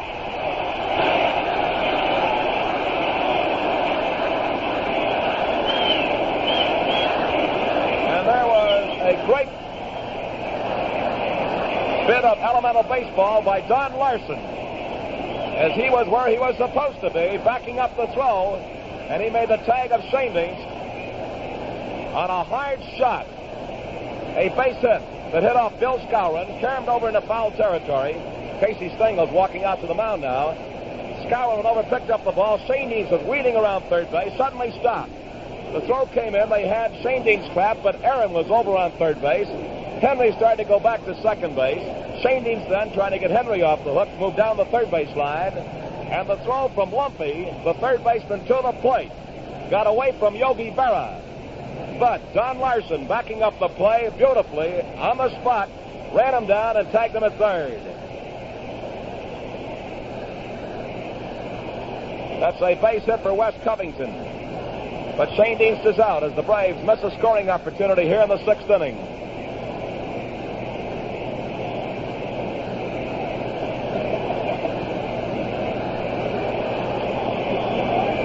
scored as a base hit.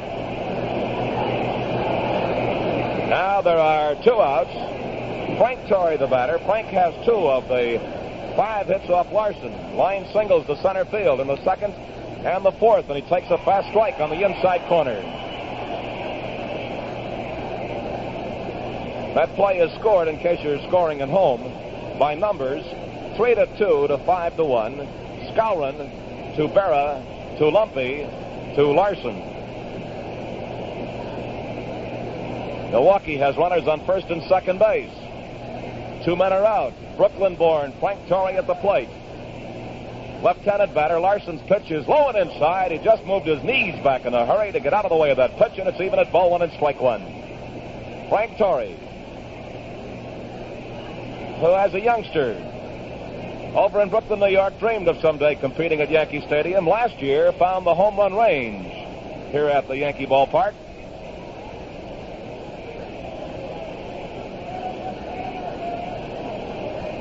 Aaron on second base, Covington on first base. Don Larson has the sign and comes down with a pitch. A swing and a drive back in the right center field. Bauer's going over. Hank should make the play. He's there. He makes the catch, and that retires the side. No runs, 2 hits, no errors, 2 left on base. And the score is New York 2 and Milwaukee nothing. Well, hi, buddy. Here's fans Mayo Smith, who recently was signed as manager of the Cincinnati Redlegs. And Mayo, I imagine you're quite pleased about your new position.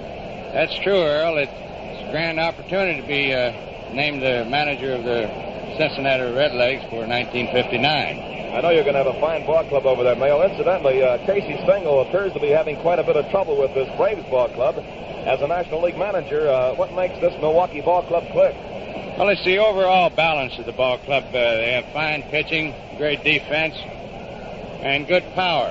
Their speed might be a little weak, but that's the story on the Milwaukee ball club. Mayo, I know the answer to this one, but for the rest of your fans, how do you shave? Well, I'm a Gillette man, Earl, from way back. That's my man, yes, sir. And here's the word for all you men who didn't use a Gillette this morning. For clean, comfortable shaves, nothing even touches the Gillette razor. And as a World Series special, you can get the new Gillette one-piece TV razor for just 79 cents. That includes a dispenser of Gillette Blue Blades and a compact travel case. There's a bargain you don't want to miss. And Mayo Smith, good luck to you with the Cincinnati Redlegs. We'll see you down at Tampa, Florida next spring. Thanks, Earl. Mayo Smith, wonderful guy.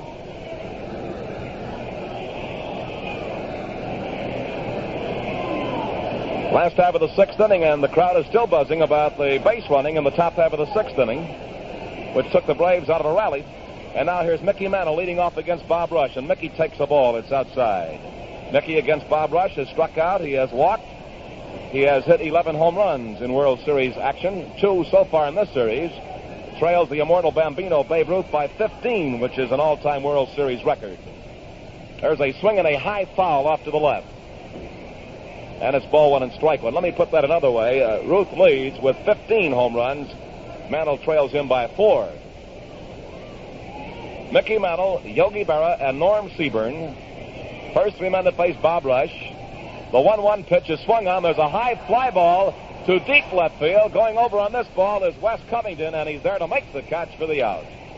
Mantle, who shows tremendous power to all parts of a playing field, flies to fairly deep left field to Wes Covington.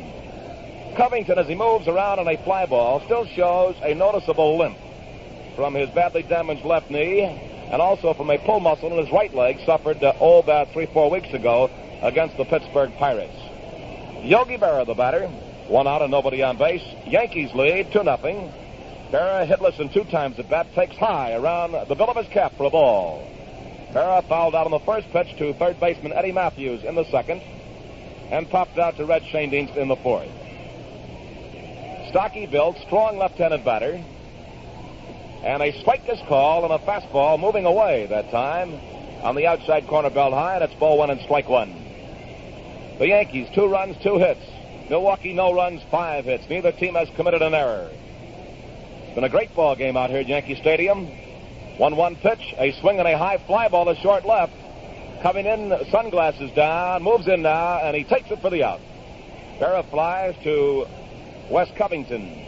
In left field, brings up the left fielder, Norm Seaburn. Seaburn fly to Covington in left in the second, and he walked in the fifth inning. And as a matter of fact, he was one of three men who walked in that last half of the fifth, which got Bob Rush in a jam. Bauer came through with a bases loaded single to right, driving in the 2 Yankee runs. A left-handed batter, Norm Seaburn, slightly closed stance. That poised high off the left shoulder, takes high, ball 1, no strikes. Last half of the sixth inning.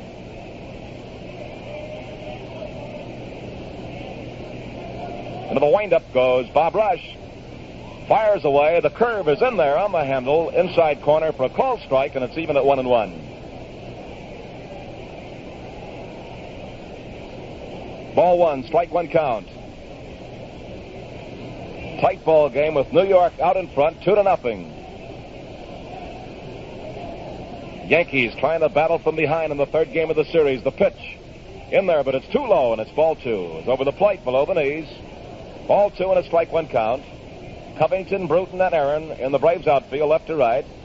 Matthews, Logan, Shane, Tory in the infield. Crandall catching, and Bob Rush on the mound. 2-1 pitch to Norm Seaburn is outside, ball 3. So far, manager Fred Haney has not had to call on his bullpen in any of the ball games. He had outgoing performances by Warren Spahn and by Lou Burdette, where on the other hand, Casey Stengel has been in that bullpen a few times, except for this ball game this afternoon. Rush's 3-1 pitch, a swing and a foul, back on the screen. It's a full count on Seaburn. Ball 3 and strike 2. The Braves well remember this youngster because a couple of springs ago, down at Milwaukee spring training headquarters in Bradenton, Florida, Seaburn did nothing all afternoon in an exhibition game but knocked down the fences. Had something like 5 for 5, including a couple of homers. Ball 3 and strike 2. Bob Rush comes down with a big pitch, a ball 4. And Seaburn draws his second walk. And that is walk number 5 given up by Bob Rush, which has been, on performance this year, unusual for Bob. One of the walks intentional. But 5 Yankees have drawn a free pass, and the walks got Rush in a jam in the last half of the fifth inning. Now with 2 outs, Seaburn on first base. The batter is third baseman Jerry Lumpy. Lumpy thrown out by Matthews in the second, flied to Billy Brewton in the fifth. So Jerry is hitless in 2 times at bat. Into the stretch, Bob Rush. And the pitch is swung on and fouled down the third base line, and it's strike 1. Fred Haney has given the signal to the left center field bullpen, and a big, strong-armed right-hander who was born in Brooklyn, New York, Don McMahon, starts throwing to George Soucy. Don McMahon, who now lives in Lancaster, Ohio. Rush stretches, throws over to first base. The shadows here at Yankee Stadium, which can be treacherous, have moved out across the mound. Throw to first.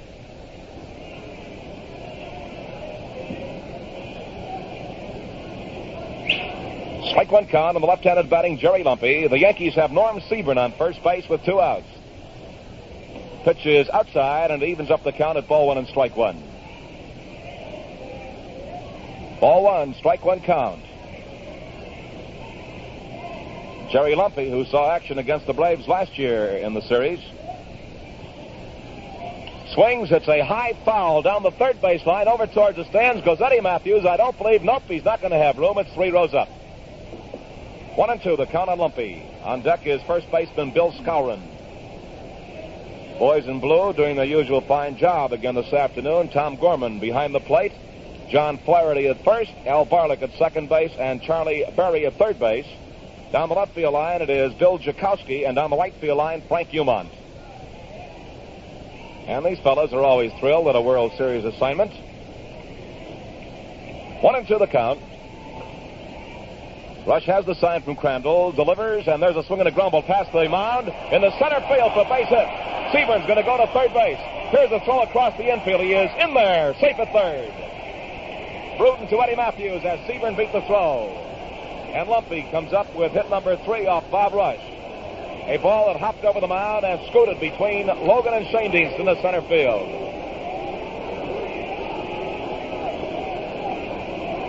Lumpy becomes the only other Yankee beside Bauer to hit Bob Rush. Bauer has 2 of the 3 hits. Lumpy just singled to center field. Now it's up to the first baseman, Bill Skowron, with teammates at first and third and 2 men out of the last half of the 6th inning, and the Yankees already leading 2-0. Skowron has been thrown up with a pitcher on a bunt and robbed of a base hit by Schoendienst. They swing and a foul off the end of the bat. Look out into the Yankee dugout.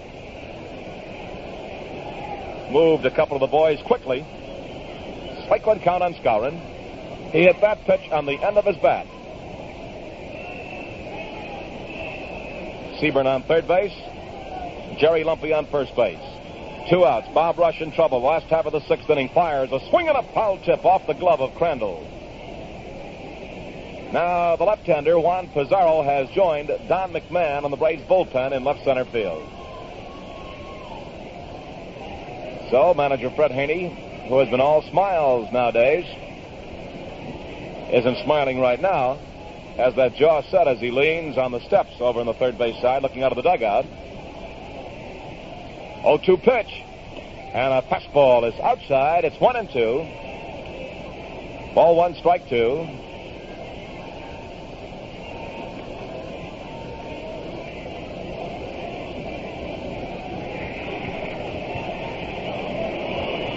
Yankee runners take their leads at first and third base with 2 outs. The 1-2 pitch, and Skowron swings. There's a high foul down the left field line. This one is going to be up. Nope, it's in the lower deck. And the count remains on Skowron. Ball 1 and strike 2. Skowron had some real tough luck last year in the series. Missed a few ball games as he was out with a bad back. But in talking to him at the batting cage this morning, he said the back has been real good all year long. No trouble at all. The 1-2 pitch. There's a swing and a drive to right field. Aaron's going over. He makes the catch of a vicious line drive to retire the side. No runs, 1 hit. No errors. 2 Yankees left on base. And at the end of the 6th inning, the score is New York 2, Milwaukee nothing. Hello there, everybody. I'm Mal Allen with a giant offer from Papermate that tops them all. Listen, how'd you like a genuine Papermate pen free? How'd you like a genuine Papermate refill free? Sound good? Well, that's exactly what you get. Free pen, free refill when you buy Papermate's famous two-tone pen at the regular $1.69 price. What a bargain. As it says right on the special Papermate display, you get a two-tone pen worth $1.69, plus an extra silver tip refill worth 49 cents, plus a retractable Schoolmate utility pen worth 39 cents. A $2.57 value, all three for only $1.69. How about that? A $2.57 value for only $1.69. Look for the special Papermate display at stores everywhere. Buy your two-tone pen at regular price, get an extra pen, an extra refill, free from Papermate. This sensational offer is limited, so hurry and get your free Papermate pen and free refill now. We go to the top half of the 7th inning, and the Braves fans here at Yankee Stadium are standing up for the 7th inning stretch. The 6th inning totals look like this. New York 2 runs, only 3 hits and no errors. Milwaukee no runs, 5 hits and no errors. In the 7th, it might well be that manager Fred Haney will go to a pinch batter for the pitcher Bob Rush, as he is due to hit third, which would mean that for the first time in the series, Haney would have to go to his bullpen. Crandall will lead off. He'll be followed by Johnny Logan, and then Bob Rush is scheduled to hit third.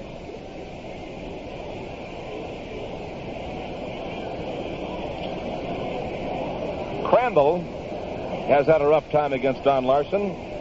He went down swinging in the 2nd and was called out on strikes in the 4th. 0 for 2.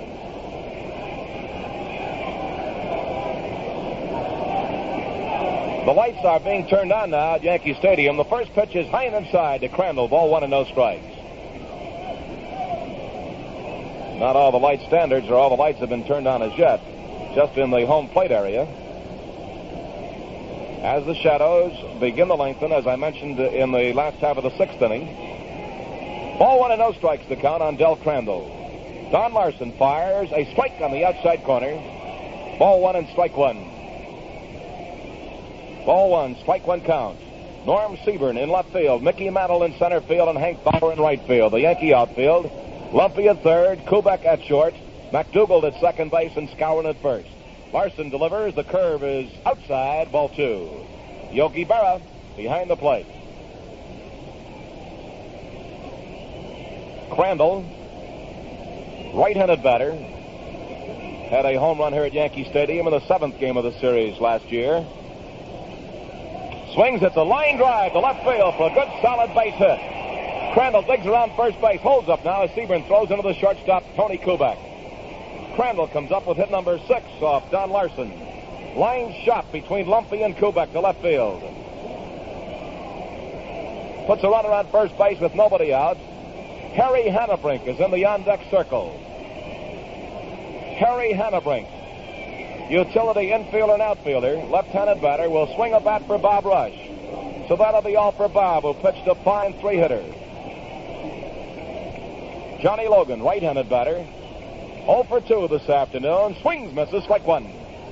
Logan fouled out to Kubek on a very fine running play down the left field foul line in the 3rd, and he flied out to Seaburn in left field in the 5th. Strike 1 count. The Braves have a runner on first base. Nobody is out. They trail 2-0. Top half of the 7th. Time running out. Don Larson, the right-hander, fires away. The pitch is in too close on the handle, forcing Logan to move away from the plate. It's ball 1 and strike 1. Logan, another fellow who was born and raised in the state of New York from Endicott. Quite an all-around athlete at Endicott High School. Played football. And, of course, was an outstanding baseball player. Ball 1, strike 1. Runner on first base. The pitch is a swing over the knees, cutting the heart of the plate. 1 and 2.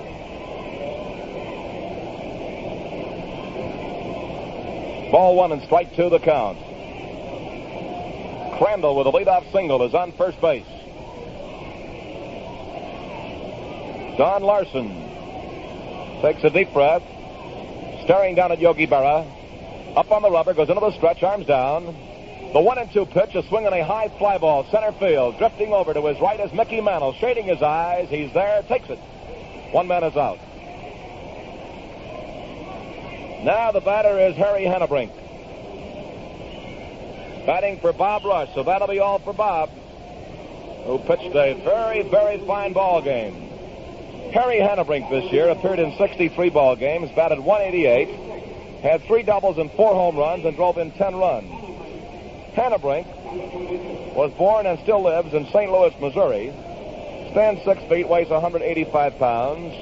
Last year, he received the Sporting News Award for the outstanding defensive third baseman in the minor leagues while playing at Wichita, Milwaukee's AAA farm club in the American Association. So he makes his first appearance in a World Series. Harry Hannebrink. With a runner on first base, the pitch to Harry is a curveball to tie outside, and it's ball 1.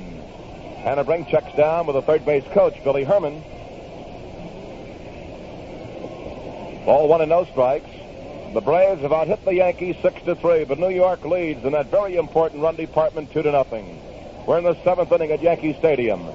Crandall leads off first base with 1 out. The pitch high, and it's ball 2, 2-0. Ball 2, no strikes. The Yankees, with their back to the wall, battling here in this 3rd game, trailing Milwaukee 2 victories to none. The on-deck hitter is center fielder Billy Brewton, who has been kind of cooled off by Don Larson here in this 3rd game. Runner on first base. Here's the 2-0 pitch, and it's a strike call on the outside corner, belt high. It's ball 2 and strike 1.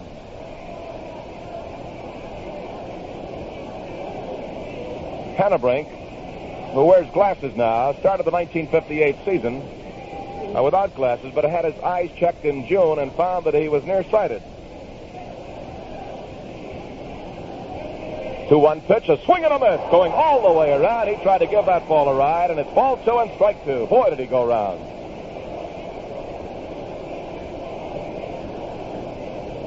Ball 2 and strike 2 the count.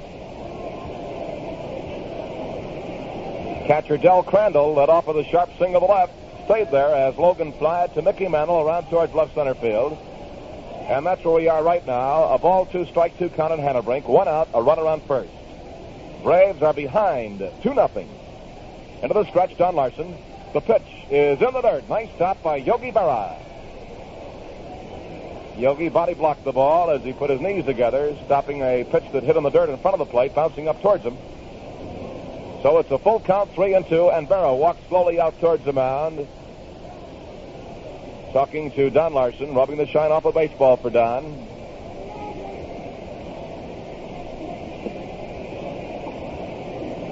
Ball 3 and strike 2. Skowron holding Crandall on at first base. The outfield is playing around to the right for Harry Hannebrink, batting for Bob Rush.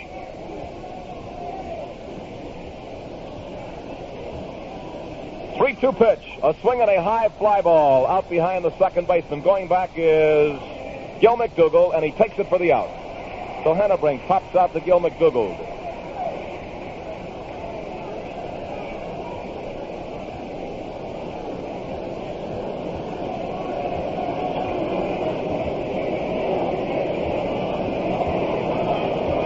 Billy Brewton, a left-handed batter who was the hottest hitter on the Braves squad going into action in this third game, with 4 for 6.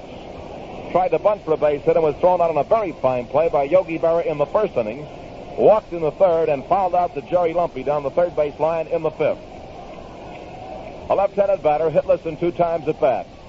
Slow curve is high, slipping off the fingers of Don Larson. Ball 1 and no strikes.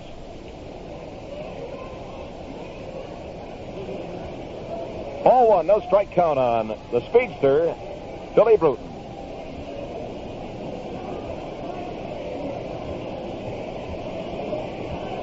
Larson has a sign, delivers, high and outside a ball. It's 2-0.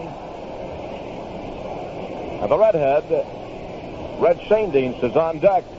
You know, some of these ball players have nicknames that they carry all through their careers, and if you ask a lot of the people what Red Shaindienst's first name was, quite a few couldn't tell you that it was Albert Shaindienst, who hails from Germantown, Illinois, but lives now in St. Louis, Missouri, where he starred many years with the Cardinals. Crandall on first base, 2 men are out, and the 2-0 pitch to Brewton is ball 3. It's outside, 3-0 now. Ball 3, no strikes.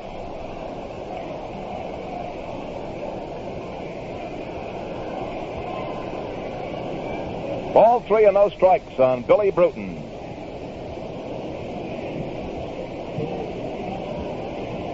Brewton gets his bat set. Levels it across the plate a couple of times, watching Don Larson. Larson has to come into him now, 3-0, and there's ball 4. He walks him. And that puts Braves runners at first and second base. Brings up Red Shaindienst, who has 2 of the 6 hits off Don Larson. Grounded out to Skowron in the first. Single to left field in the third, and a perfectly executed hit and run, or if you wish, run and hit. And he singled to right field in the 6th inning. That walk is the third issued by Don Larson. Once again, Milwaukee has the tying runs on base, only this time they're up there with 2 outs.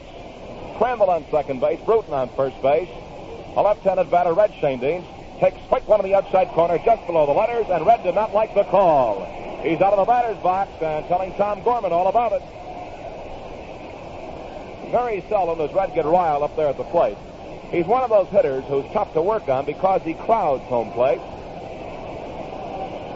Stands right over the plate and soaks up quite a bit on the bat handle. No ball, 1 strike count. Feet close together. Runners lead off first and second with 2 outs. Larson delivers. There's a swing and a fly ball to center field. Mickey Mantle's going around. Should make the play. He does, and that retires the side. In the 8th, no runs, 1 hit. No errors, 2 left. And the score is New York 2 and Milwaukee nothing. Well, that Bill Skowron of the Yankees has tremendous raw power. In the 6th inning, he lined a vicious shot to Aaron with a couple of Yankees on base that was caught by Henry, retiring the side. Moose Skowron made a special recording for us down in the Yankee clubhouse. Let's hear it now. The Moose speaking. There's only one way to get a decent shave. That's with a Gillette blade and a Gillette razor. That's right, Moose. And now it takes only small change to get the tops in shaving ease and convenience. Take advantage of Gillette's World Series special, the Gillette one-piece TV razor for only 79 cents. That's all it costs, 79 cents. And you get a Gillette TV razor, a dispenser of Gillette Blue Blades, and a streamlined travel case. It's the shaving bargain of the year. Whether you're a veteran or just starting to shave, now's your chance to save money and get wonderfully refreshing shaves. Good-looking, clean-feeling shaves that last and last. At the low price of just 79 cents, the Gillette TV razor is going fast. Stop at a store near you and pick yours up, but do it soon.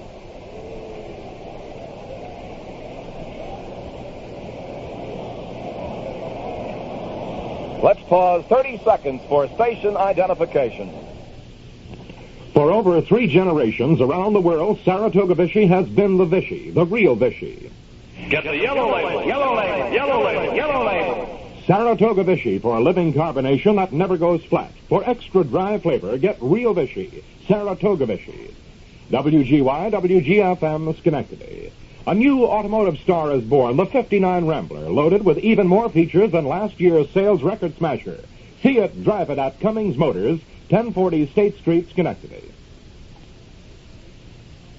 Don McMahon is on the mound now for the Milwaukee Braves. Strong right-hander who stands 6'2", weighs 225 pounds. He was born in Brooklyn, New York, now lives in Lancaster, Ohio. McMahon is 28 years old, and this year for the Milwaukee Braves, McMahon appeared in 38 ball games, won 7 and lost 2, and had an earned run average of 3.66. The Yankees saw him in 3 ball games last year. McMahon worked 5 innings, gave up 3 hits, no runs, walked 3, and he struck out 5, and had an earned run average of 0. So he goes to work in the last half of the 7th, replacing Bob Rush, who pitched a beauty. Bob worked 6 innings, giving up 2 runs, only 3 hits. Walked 5, and those walks got him in a jam in the last half of the 5th when the Yankees scored their 2 runs, and he struck out 2. So Don McMahon goes to work on Gil McDougall, who takes a fastball high, and it's ball 1 and no strikes. McDougall was tossed out by Rush in the 3rd, intentionally walked in the 5th.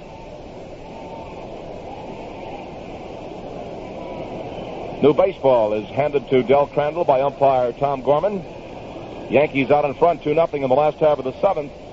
And New York will send up Gil McDougall, Don Larson, who should get a wonderful ovation for the fine job he has turned in so far. And then the leadoff man, right fielder Hank Bauer. Right-handed batter Gil McDougall.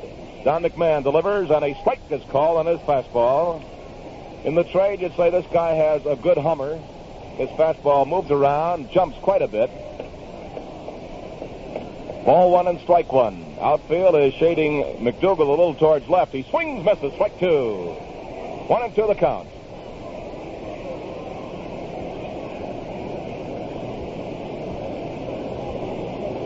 Ball 1 and strike 2. Don has slowed down quite a bit between pitches over the last couple of years.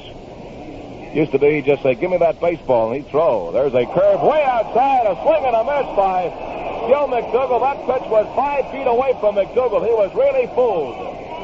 Strikeout number 1 for Don McMahon. A pitch that was way wide of the plate, and McDougall had made up his mind before the pitch came in there. Boy, he was fooled on a breaking pitch. And it brings up now we're going to get a pinch batter for Don Larson. Here is Enos Country Slaughter. Slaughter, 42-year-old veteran. Enos Slaughter making his second appearance in the series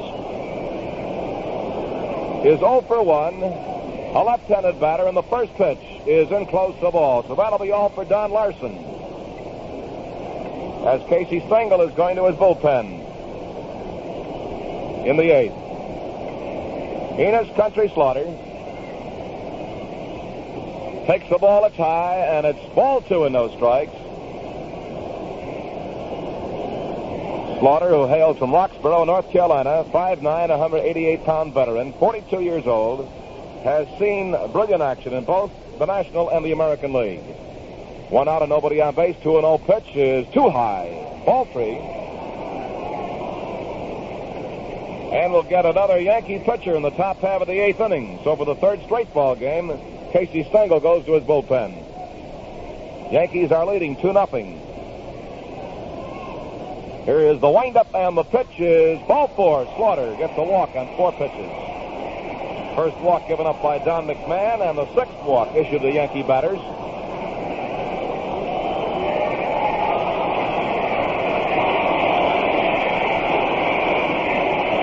Right fielder Hank Bauer,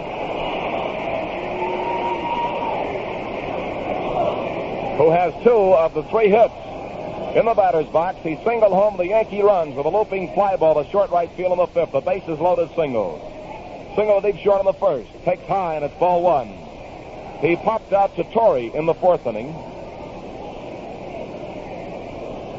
The Yankees have Slaughter on first base. It might well be that Don Larson was tiring because it's been a long time since Don went the distance. As a matter of fact, the last time he pitched a complete ball game was on July the 16th. He has been bothered this year by a shoulder and also a bad elbow. There is a ball that's too low, and it's 2-0, and that's 6 straight balls thrown by Don McMahon.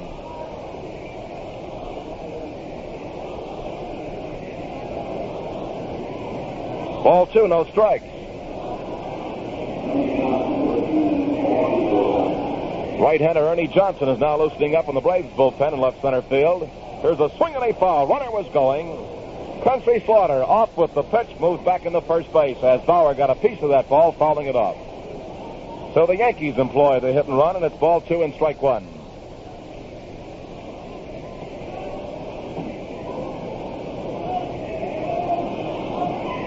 Ralph Houck, coaching at first base, yells something to Slaughter, who's on first.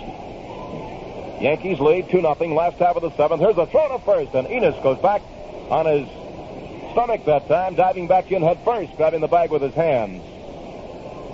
1 man is out. Slaughter on first base.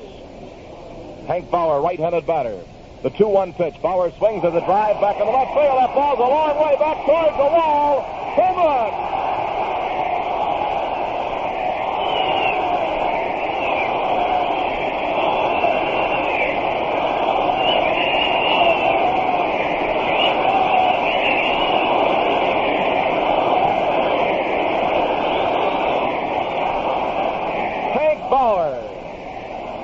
Tremendous blast to the left of the 402 mark.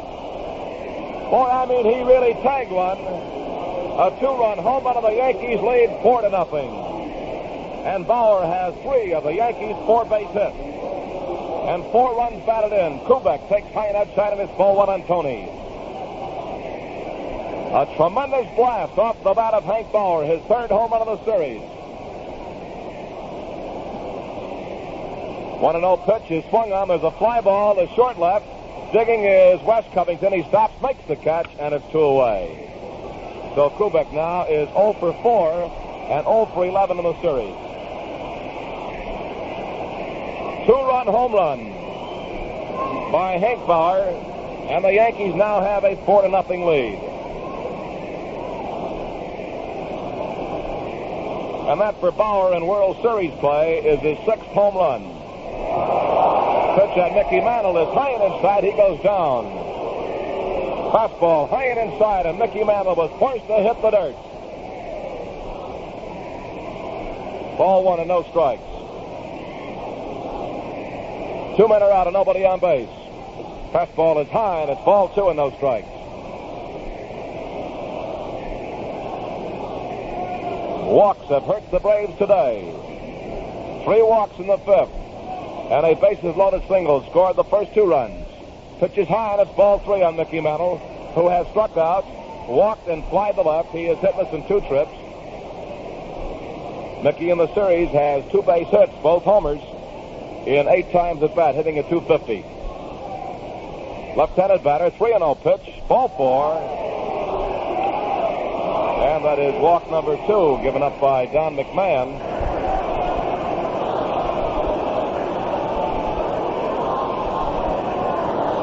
The Yankees were not able to score off McMahon last year in 3 ball games in the series, but they jump on him here for 2 runs in the last half of the 7th, giving New York a 4-0 lead. Boy, and the Yankees have made good use of their hits. They have 4 hits, 4 runs. All 4 runs driven in by the veteran right fielder, Hank Bauer.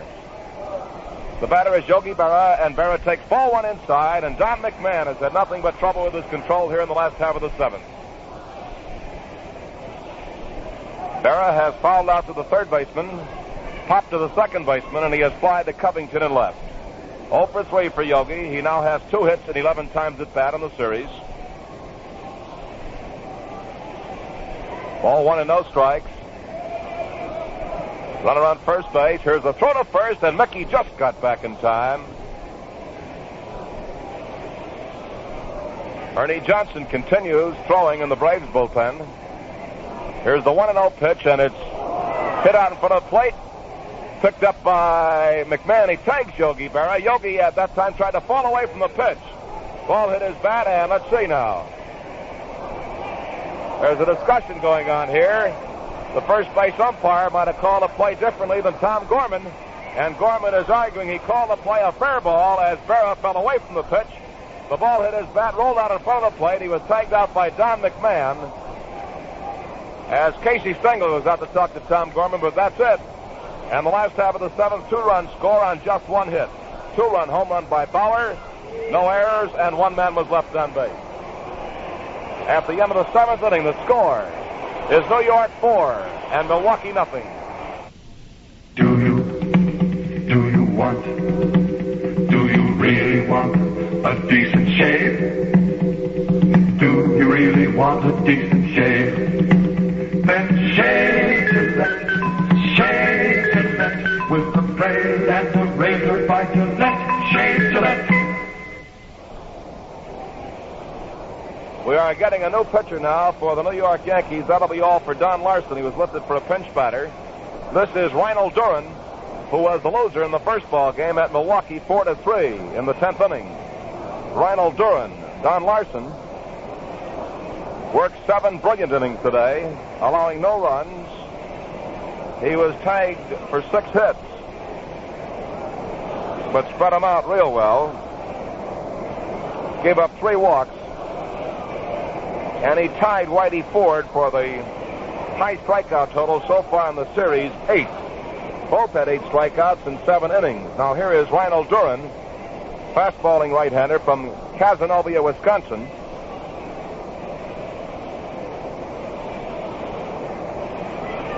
Duren for the Yankees during the regular season had 6 wins and 4 defeats, but an earned run average of 2.01. He is plenty tough, especially here in the shadows of Yankee Stadium with that blinding speed. Ryne Duren in the first ball game last Wednesday at Milwaukee County Stadium worked 2 2/3 innings, gave up 1 run on 4 hits, walked 1 and struck out 5. We have a change at third base. Bobby Richardson is replacing Jerry Lumpy. Bobby Richardson at third. He'll bat on the number 6 spot in place of Lumpy. And on the mound, it is Ryne Duren.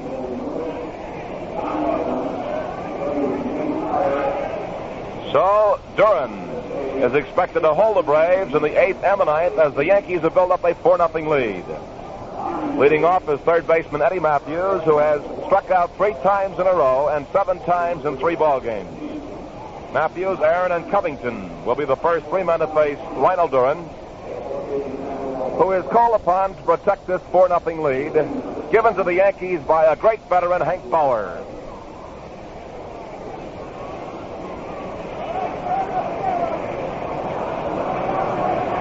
Eddie Matthews, a left-handed batter. The outfield is playing around to the right. Duren makes his second appearance in the series. And we have a new third baseman in Bobby Richardson. Fastball is in there, a close strike one.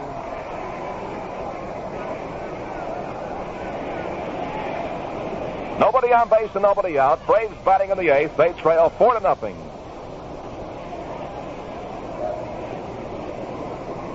Duren smooths out the dirt in front of the rubber, pulls at his cap, looks down for a sign.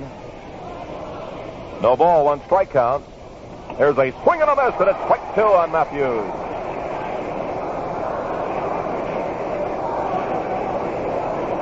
Strike 2 count. The Yankees scored 2 in the 5th, added 2 more in the 7th. The Braves have been blanked for 7 innings by Don Larson.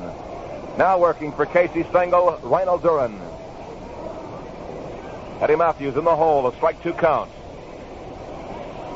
Outfield plays that around to the right. Second baseman McDougal is playing deep, a step back on the outfield grass. Skowron deep at first base. The windup and the 0-2 pitch, a swing, a foul. Back into the second deck, and it's a strike 2 count on Matthews. Matthews now in 3 ball games has been up 11 times, and he has 2 hits. Has driven in 2 of Milwaukee's runs in the series. But he has struck out 7 times of the 11 times he has faced Yankee pitchers. He's behind on Ryne Duren. Strike 2 count. Duren shakes off a sign. Here's a swing, a foul, and a curveball. It's up into the third deck. Behind the plate, and it's still strike 2. The Yankees 4 runs on 4 hits. Milwaukee no runs and 6 hits. Neither team has committed an error. Both teams have gone to the bullpen. So neither starter's around. Don Larson or Bob Rush. Both pitch mighty fine baseball, with Larson getting the edge, shutting out the Braves in the first 7 innings. Rush giving up 2 runs on 3 hits in the first 6 innings. Duren shakes off a sign by wiggling his glove, gets what he likes. 0-2 pitch, and it's high with a fastball, 1-2.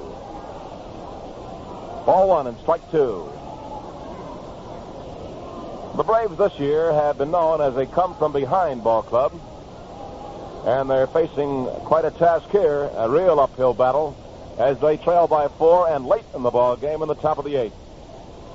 Facing one of the top relief stars in baseball today, Ryne Duren. Ball 1, strike 2. Matthews steps out of the batter's box as Duren steps back off the rubber.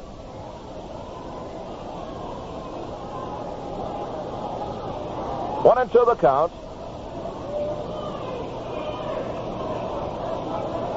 Here's the pitch, and it's low and inside, comes back to the screen, getting away from Yogi Berra. Evens the count at ball 2 and strike 2. Ball 2, strike 2.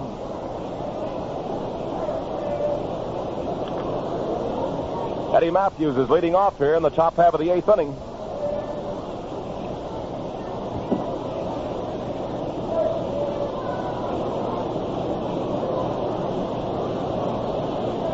Ryne Duren, 6 feet, 1.5 inches tall. He weighs 195 pounds. Taking plenty of time between pitches.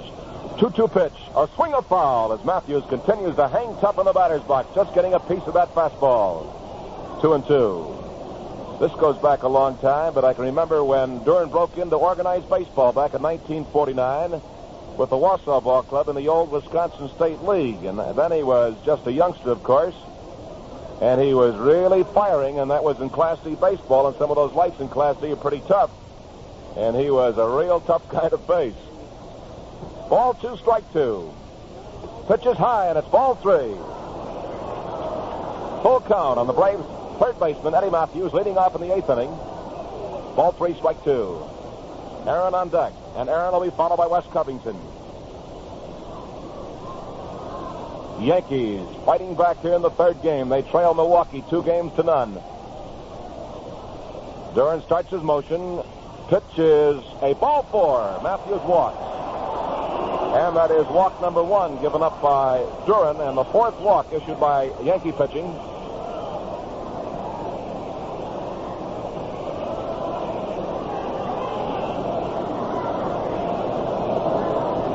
A runner on first base and nobody is out. Henry Aaron the batter. Henry struck out in the 2nd. Fly to short left field in the 4th, and he walked in the 6th. Now Aaron goes into this game with a 9-game hitting streak. So he is trying to extend that in World Series action. He has hit safely in all World Series games in which he has played.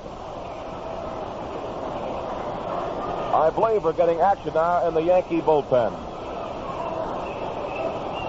Runner on first base. Nobody is out, and the pitch to Henry Aaron, a swing and a fly ball to right field, going back towards the wall, and in range now is Bauer to make the catch. Aaron flies to Bauer in deep right field, not far from the fence, and that's one out. Aaron hitless in 3 official trips, and it brings up the left fielder, Wes Covington. Wes hit a shot off the glove of Bill Skowron for a base hit in the 6th inning. Fly to deep left center field in the 4th inning to Mickey Mantle, and popped out to Jerry Lumpy at third base in the 2nd. Now it's Bobby Richardson guarding third base for Casey Stengel. Runner on first. One man is out, and Covington steps out of the batter's box. His hands perspiring, reaches down for a handful of dirt. Digs in with the left foot. Feet close together. Goes into a crouch, bending at the waist. Bat poised high off the left shoulder. Swings, falls, and back into the screen. Strike one. West went down after he cut up that ball. With the bad left knee, that is the knee in which he must hit off of. And sometimes when he swings at a pitch and just fouls it or misses the ball completely, he has trouble with the left knee, as he doesn't like to bend it too much. Wears a brace on the left knee. Strike one count. Eddie Matthews at first base. One man is out in the 8th. Yankees lead 4-0. Duren's next pitch is high, and it's ball one and strike one. Ball one and a strike one count on the Braves left fielder, Wes Covington. Playing in his 2nd World Series, and he's one of the main reasons the Braves are appearing in World Series action. A lot of power. Ball one and a strike one count. New York's outfield is playing Covington around to the right. The pitch is high. West was going to swing, but managed to hold back, and it's ball two and strike one. Ball two and a strike one count.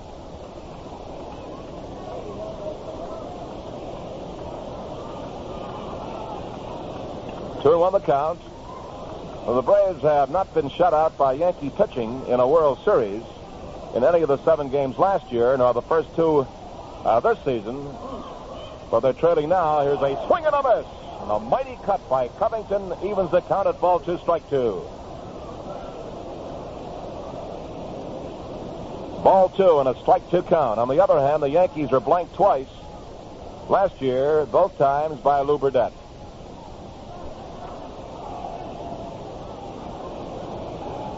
Neither team has been shut out so far in this 1958 World Series. Braves are batting in the 8th, and they have not scored. They're trailing 4-0. The 2-2 pitch, and it's ball three outside, so it's a full count on Wes Covington. Ball three and strike two, and now Duren has to be careful with this 3-2 pitch. Can't make it too good to this power hitter, but he wants to get him out of there. Frank Tory is due to hit next. Ball three and strike two. Eddie Matthews, the first runner on first base. One man is out. Duren has the sign. 3-2 pitch. A swing and a high foul coming back out of play, and it's still 3-2. Ball three and strike two on Covington. Johnny Fitzpatrick pacing up and down in the first base coaching box.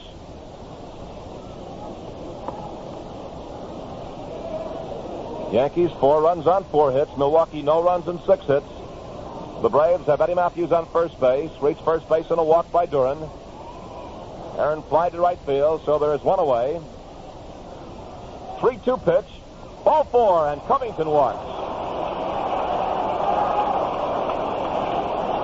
2 walks given up by Duren. Brings up Frank Torrey.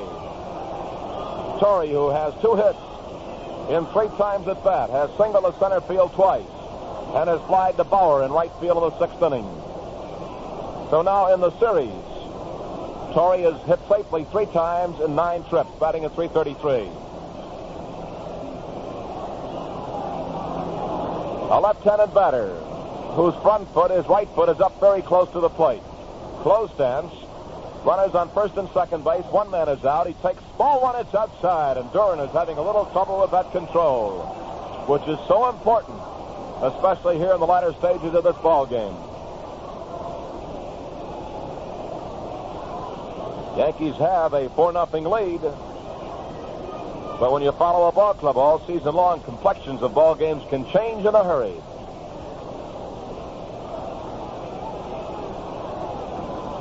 Ball 1 and no strikes. Here's a swing and a high fly ball right center field. Mickey Mantle coasting to his left, under the ball, and he makes the catch for the out. That's 2-away. As Tory flies to Mantle around towards right center field, brings up the catcher, Del Crandall.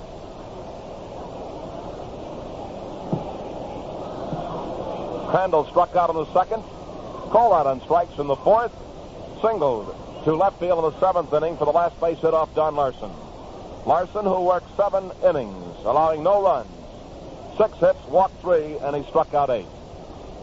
And a left-hander, 21-year-old southpaw Juan Pizarro begins loosening up in the bullpen for the Braves. Crandall, right-handed batter with runners on first and second base. 2 men are out. Del takes the first pitch over the plate, but low, and it's ball 1 and no strikes.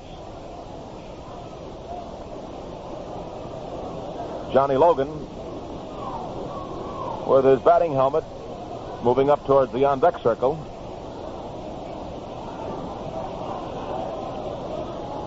Ball 1, no strike count on Crandall. Duren's next pitch, a swing and a high foul. Yogi Berra digging back, might have a chance. He's racing back towards the fence. And he grabbed the ball and dropped it. And there's a tough break for the Yankees as Yogi Berra made a valiant try. Racing back to the screen, he crashed into the screen just as he caught the ball and he dropped it. A great try by a great catcher, Yogi Berra. Boy, he was really digging back for the screen. And just as he grabbed that ball, he bounced against the net. Losing control of the baseball, it dropped out of his glove. He will not be charged with an error. There's a break for Milwaukee. And the count is even on Del Crandall. Ball 1 and strike 1. Crandall gets a life up there at home plate with 2 outs. And teammates at first and second base. Pitches in too close, backs him away, and it's ball 2. Ball 2 and strike 1.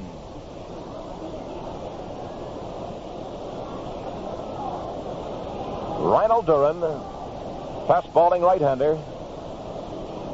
Taking a lot of time, straddles the rubber as he looks down at Yogi Berra. Eddie Matthews on second base. Wes Covington on first base. 2 outs. Here's the 2-1 pitch. There's a swing and a foul up into the upper deck. Count is even.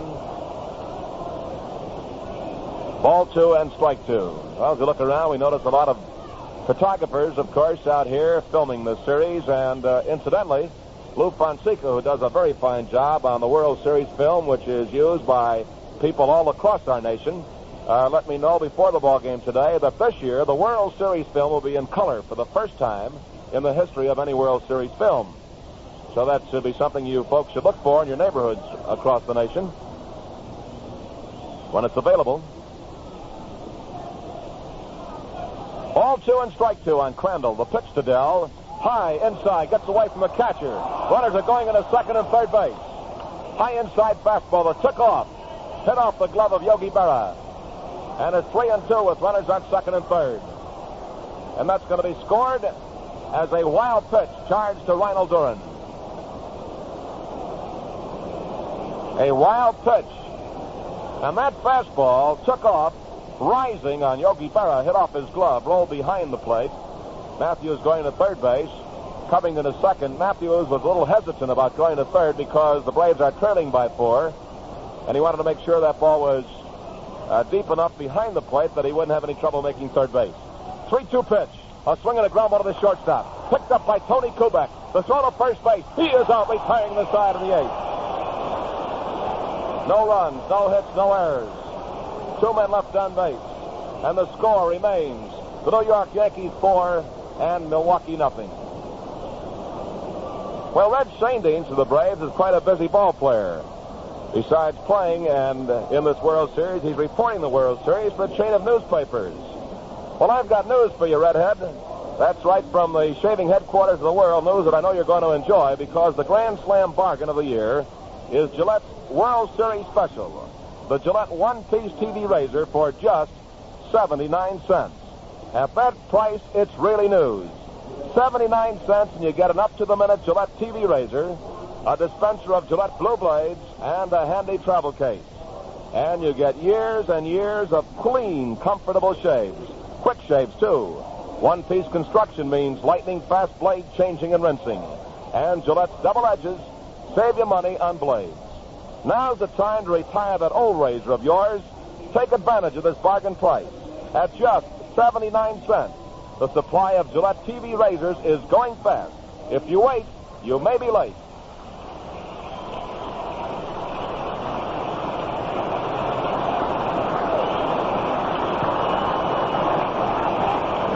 A standing ovation right down below us now as Roy Campanella, one of the great catchers in the history of baseball, and a fellow has seen a lot of action in a World Series with the Brooklyn Dodgers, is now being helped from his box seat and is leaving the ballpark. Roy Campanella.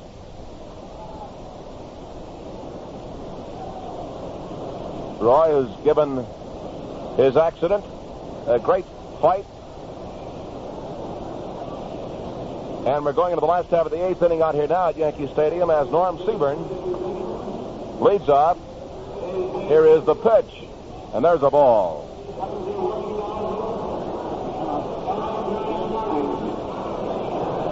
The attendance is 71,599. A wonderful crowd at Yankee Stadium. 71,599. And they watched the Yankees score twice in the ball game. 2 runs in the 5th, 2 in the 7th for a 4-0 lead. Seaburn takes McMahon's pitch high, and it's ball 2.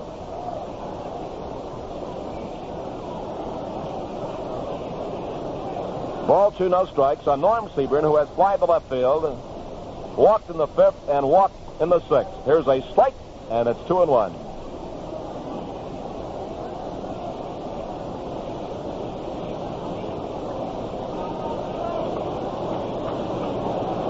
Ball 2 and strike 1. The pitch, and Seaburn takes high. Ball 3. 3-1 on Norm.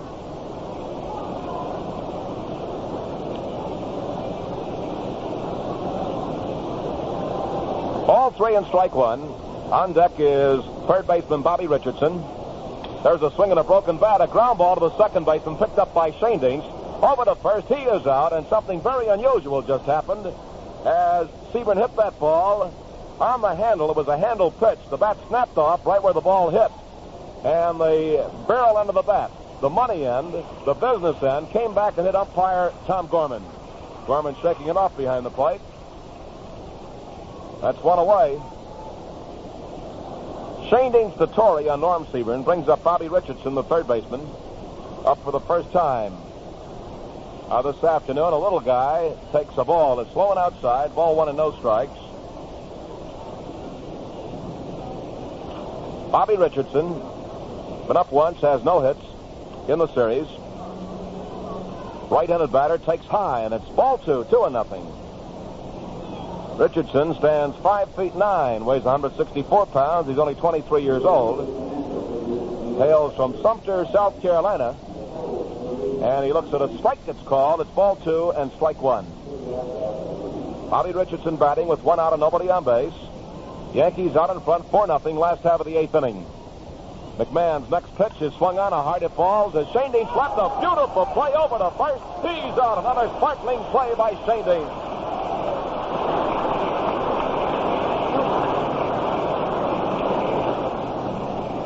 Well, the old redhead, now 35 years old, shows he can still move out there at second base with a great play to his left. His second sparkler today. And some fan now has moved out in the center field. Some fan has moved out and is talking with Billy Brewton in center.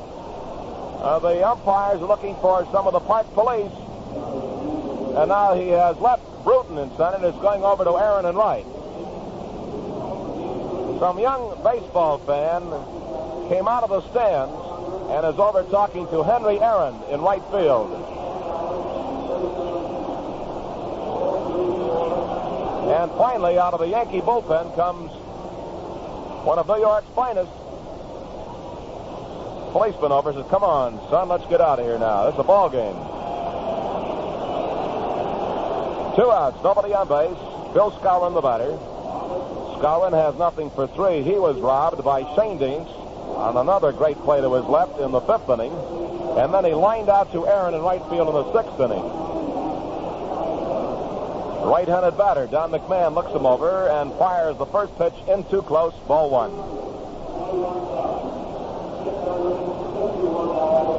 Ball 1 and no strikes the count. Here is ball 2. It's low and outside, and it's 2-0 on Skowron.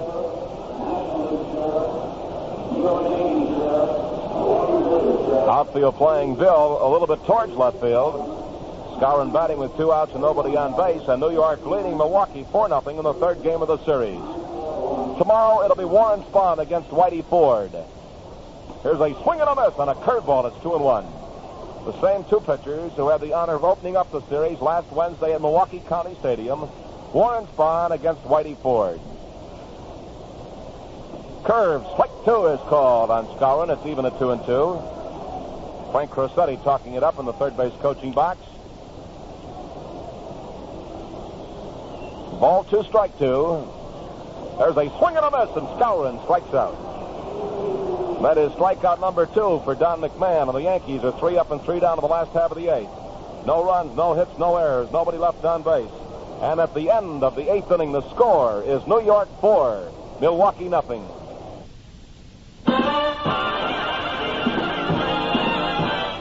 Hurry and get your Gillette TV razor. Just 79 cents, man, what a buy. And we'll tell you it's in short supply. So hurry and get your Gillette TV razor. Go get one fast and be in luck. Just 79 cents instead of a buck.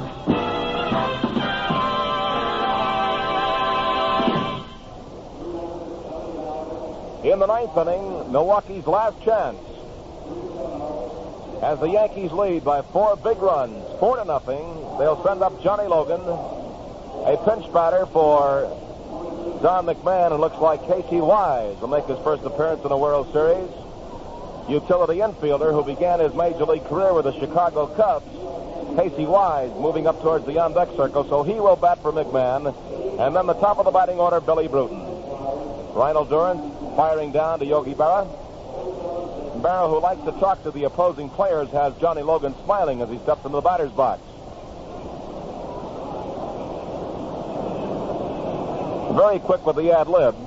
Sometimes I like to just be around home plate to hear Yogi and the conversations he gets in with opposing ball players. Logan today has been hitless in 3 times at bat. He has fouled out to the shortstop down the left field line, fly to left field, and fly to center field. A right-handed batter who now has 2 hits and 11 times at bat in the series. Fastball is high inside, and it's ball 1 and no strikes.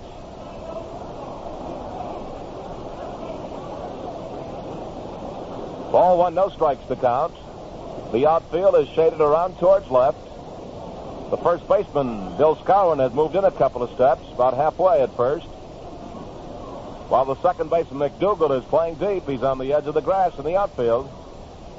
Fast strike is called. It's ball 1 and strike 1. Braves playing percentage here. Logan was taking on that pitch, making Duren come in with a strike. It's ball 1 and strike 1. Nobody on base, nobody out. Last chance for Milwaukee, and they trail by 4. 4-0. Yankees lead. 9th inning.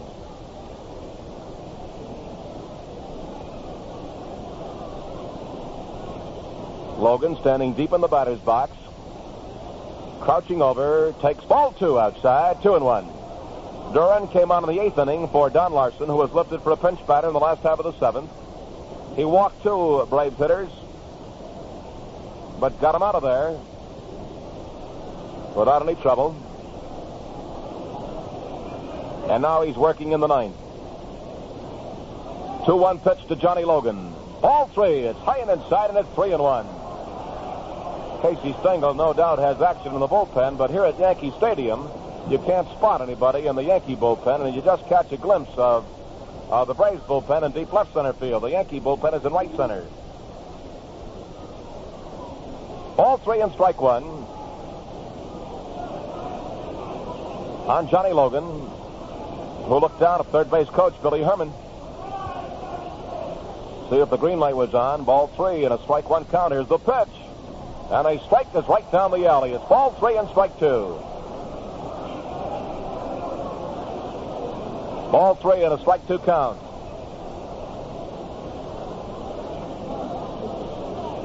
Braves partisans are remembering the first inning of Thursday's ball game, the second game, when Milwaukee scored 7 runs, hoping the Braves can come up with 4.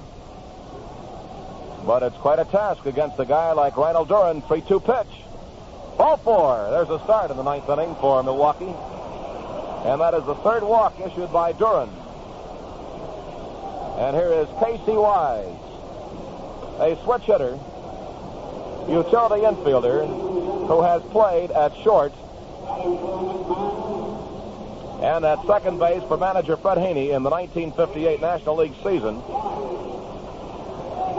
Casey Wise appeared in 31 ball games for the Braves, spent some time at Wichita in the American Association, was up 71 times, had 14 hits, 1 double, batted 197. Wise batting left-handed against the right-hander. With a runner on first base and nobody out. The pitch to Casey, and here is ball 1. It's outside. Casey Wise, whose father is a scout, by the way, in the Milwaukee system, lives in St. Petersburg, Florida, which happens to be the Yankees' spring training base. Was born in Lafayette, Indiana. Runner on first base. Nobody is out, and strike 1 is called on the outside corner, belt high. It's even up at ball 1 and strike 1.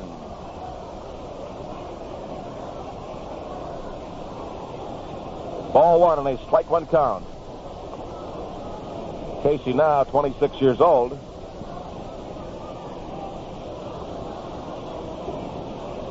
Close stance, watching Ryne Duren.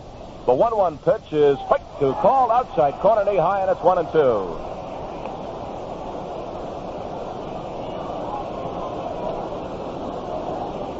Ball 1 and strike 2 the count. The Yankees leading 4-0, top of the ninth. Logan on first base. Walked, leading off here in the ninth inning. On first base for the first time this afternoon. Casey Wise behind, must guard that plate. Ball 1 and strike 2. Here's the pitch. And it's ball 2, high and outside. It's even up now on Casey. Ball 2, strike 2.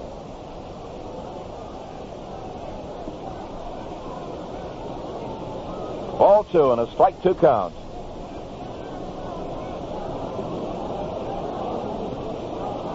Ryne Duren, taking his time, has walked 1 man.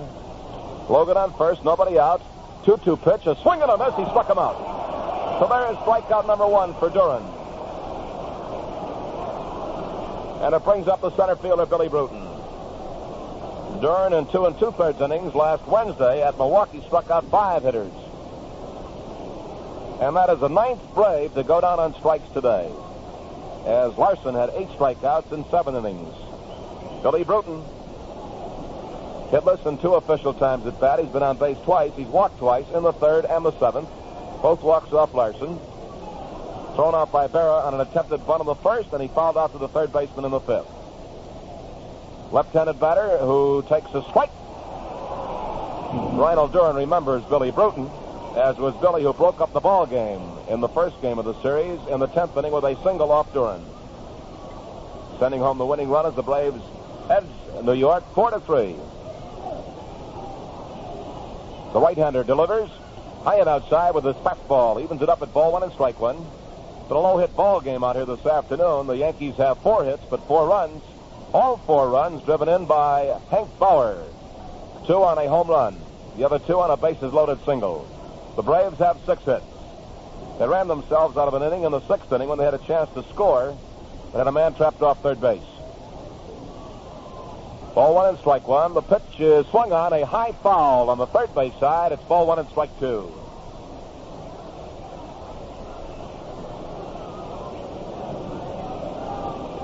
One and 2 the count on Billy Brewton. On deck is Red Schoendienst, who has been one of the defensive stars in this third game with 2 really great plays at second base. Logan on first, 1 out. Here's the 1 and 2 pitch. There's a swing and a ground back to the mound. The peg to second base out. Over to first base. Double play, and the ball game is over. The Yankees clicking off their first double play of the World Series. Ends the ball game in the 9th. No runs, no hits, no errors. Nobody left on base. And the final score, New York, 4 runs, 4 hits, no errors. Milwaukee, no runs, 6 hits, and no errors. And in just a moment, we'll review the highlights of today's game for you. White rain, white rain. Attention. The right step toward sunshine bright hair is to step right out and get White Rain shampoo. Because White Rain is the lotion shampoo so gentle, it's like washing your hair in softest rainwater. White Rain gives you rainwater soft suds and rainwater clean rinsing. And that's why White Rain always leaves your hair soft as a cloud, bright as sunshine. So girls, step into the sunshine with White Rain shampoo. Now hear this. You men will go for White Rain, too. It's rich and refreshing. So whether for your crew cut or your crowning glory, step out and get White Rain. Look for the new blue carton. Attention. White Rain, White Rain. Use new White Rain shampoo tonight. And tomorrow your hair will be sunshine bright. White Rain, White Rain. The New York Yankees have projected themselves squarely back into the Series Classic, now trailing 2-1 here in the 1958 World Series. And as this huge crowd of over 71,000 leaves Yankee Stadium, speaking about the Yankee win, undoubtedly there are 2 names which are causing a great deal of conversation. One, Hank Bauer. As the veteran outfielder today not only hit safely in 17 straight games, but also came up with 3 of the New York Yankee 4 hits, and all 4 of their runs batted in. Bauer now has 7 hits and 13 trips in the series for a .538 average. He has 3 homers in 3 games in the World Series, 7 RBIs, and today drove in all of the New York Yankee runs in their 4-0 win. Hank, in the field, has had the misfortune to be picked off base twice in the series. He had a difficult fielding chance as Aaron put one up against the fence in Milwaukee, and Schoendienst bounced one by him for a 2-bagger.